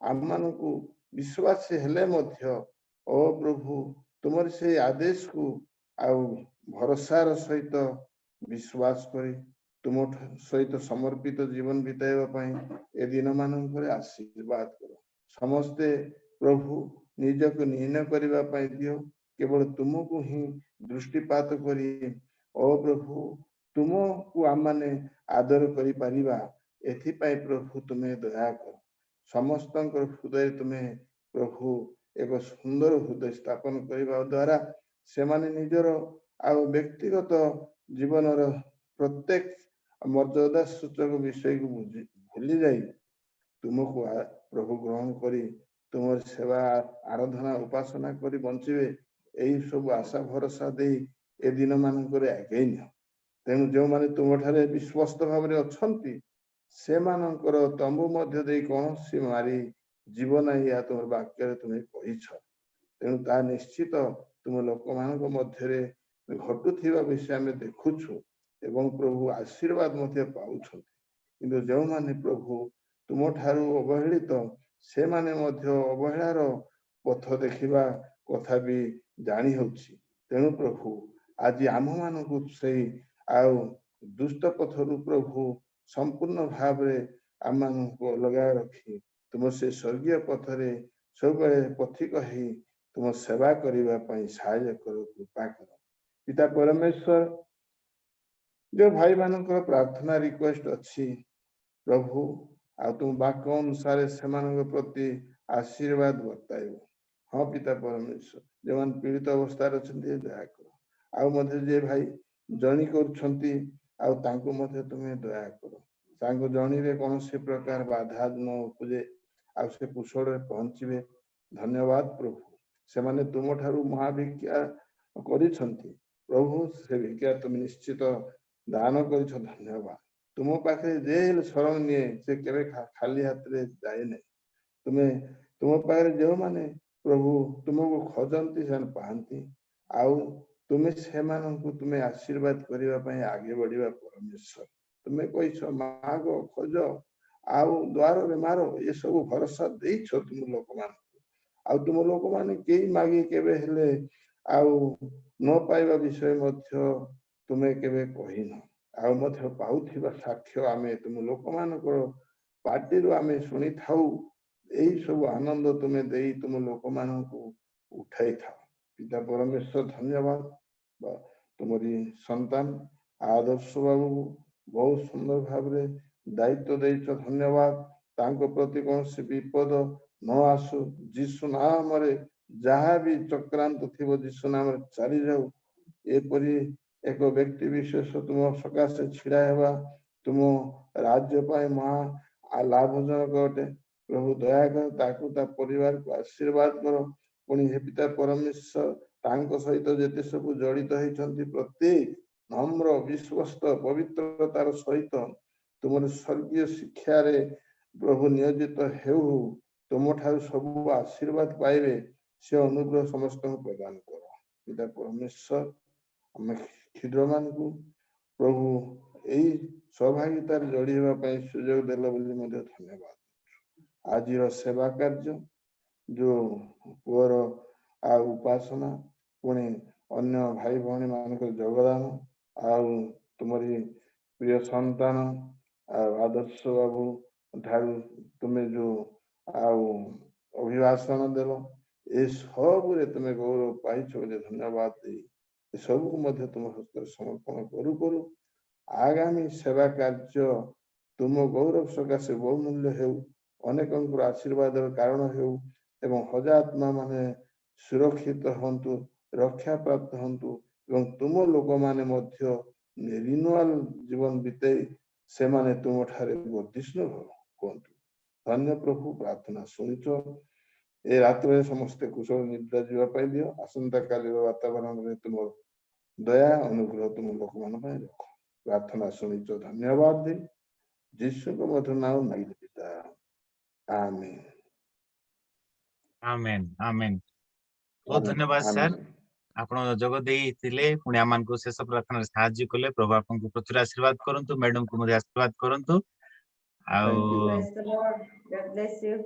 प्रेज द लॉर्ड काली को जो सूचना रहिछि काली रो सूचना मु कहबा पई चाहे काली को मध्ये आमानको प्रोग्राम दिन बेले रहइबो 12 रु घंटे समय रे आ काली जो दिन बेला होछि हायर लाइफ कॉन्फ्रेंस अर्थात ख्रीष्टन ठारे आमे कि प्रकार विश्वस्त जीवन विजय जीवन एक आत्मिक जीवन परिपक्व जीवन आमे कि काटि परिबा आ से विषय रे शिक्षा रहिबो दिन बेला 12 रे घंटे आ संध्या समय 8 रु आरंभ करी 9:30 पर्यंत आमानकर एंड टाइम मेसेज रो शिक्षा रहिबो काली को षष्ठ मुद्रा मान टी कंटिन्यू करबा कारण षष्ठ मुद्रा आज अधा रहिछि काली को हम कंटिन्यू करबा आपण माने समस्त जग दियंतु आ विशेष आज मु धन्यवाद देबी आम प्रभु दास आमस बाग भाई पुणी तांकर सहधर्मिणी स्वामी स्त्री दुहे मिसी आ एते उत्तम भावे आमान को उपासना कढ़े नेले प्रभु विशेष कर स्वामी स्त्री को प्रचुर आशीर्वाद करंतु ए दिन मानकरे प्रभु को निमंते बंचिबा निमंते प्रभु को गौरव उद्देश्य रे आरो अधिक से माने आगो को बढ़ंतु आ अनेक हृदय स्पर्शी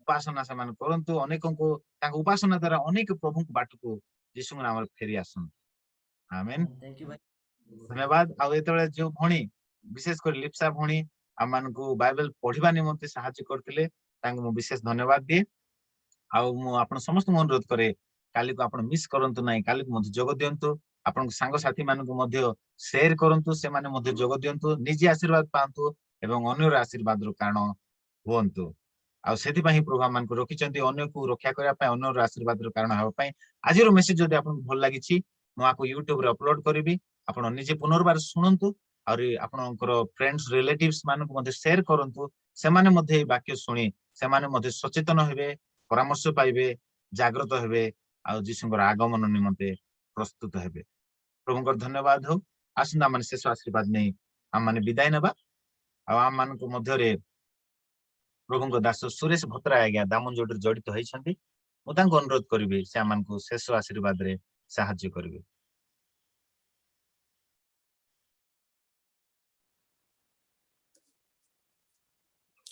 आसंता माने चक्षु बंद करवा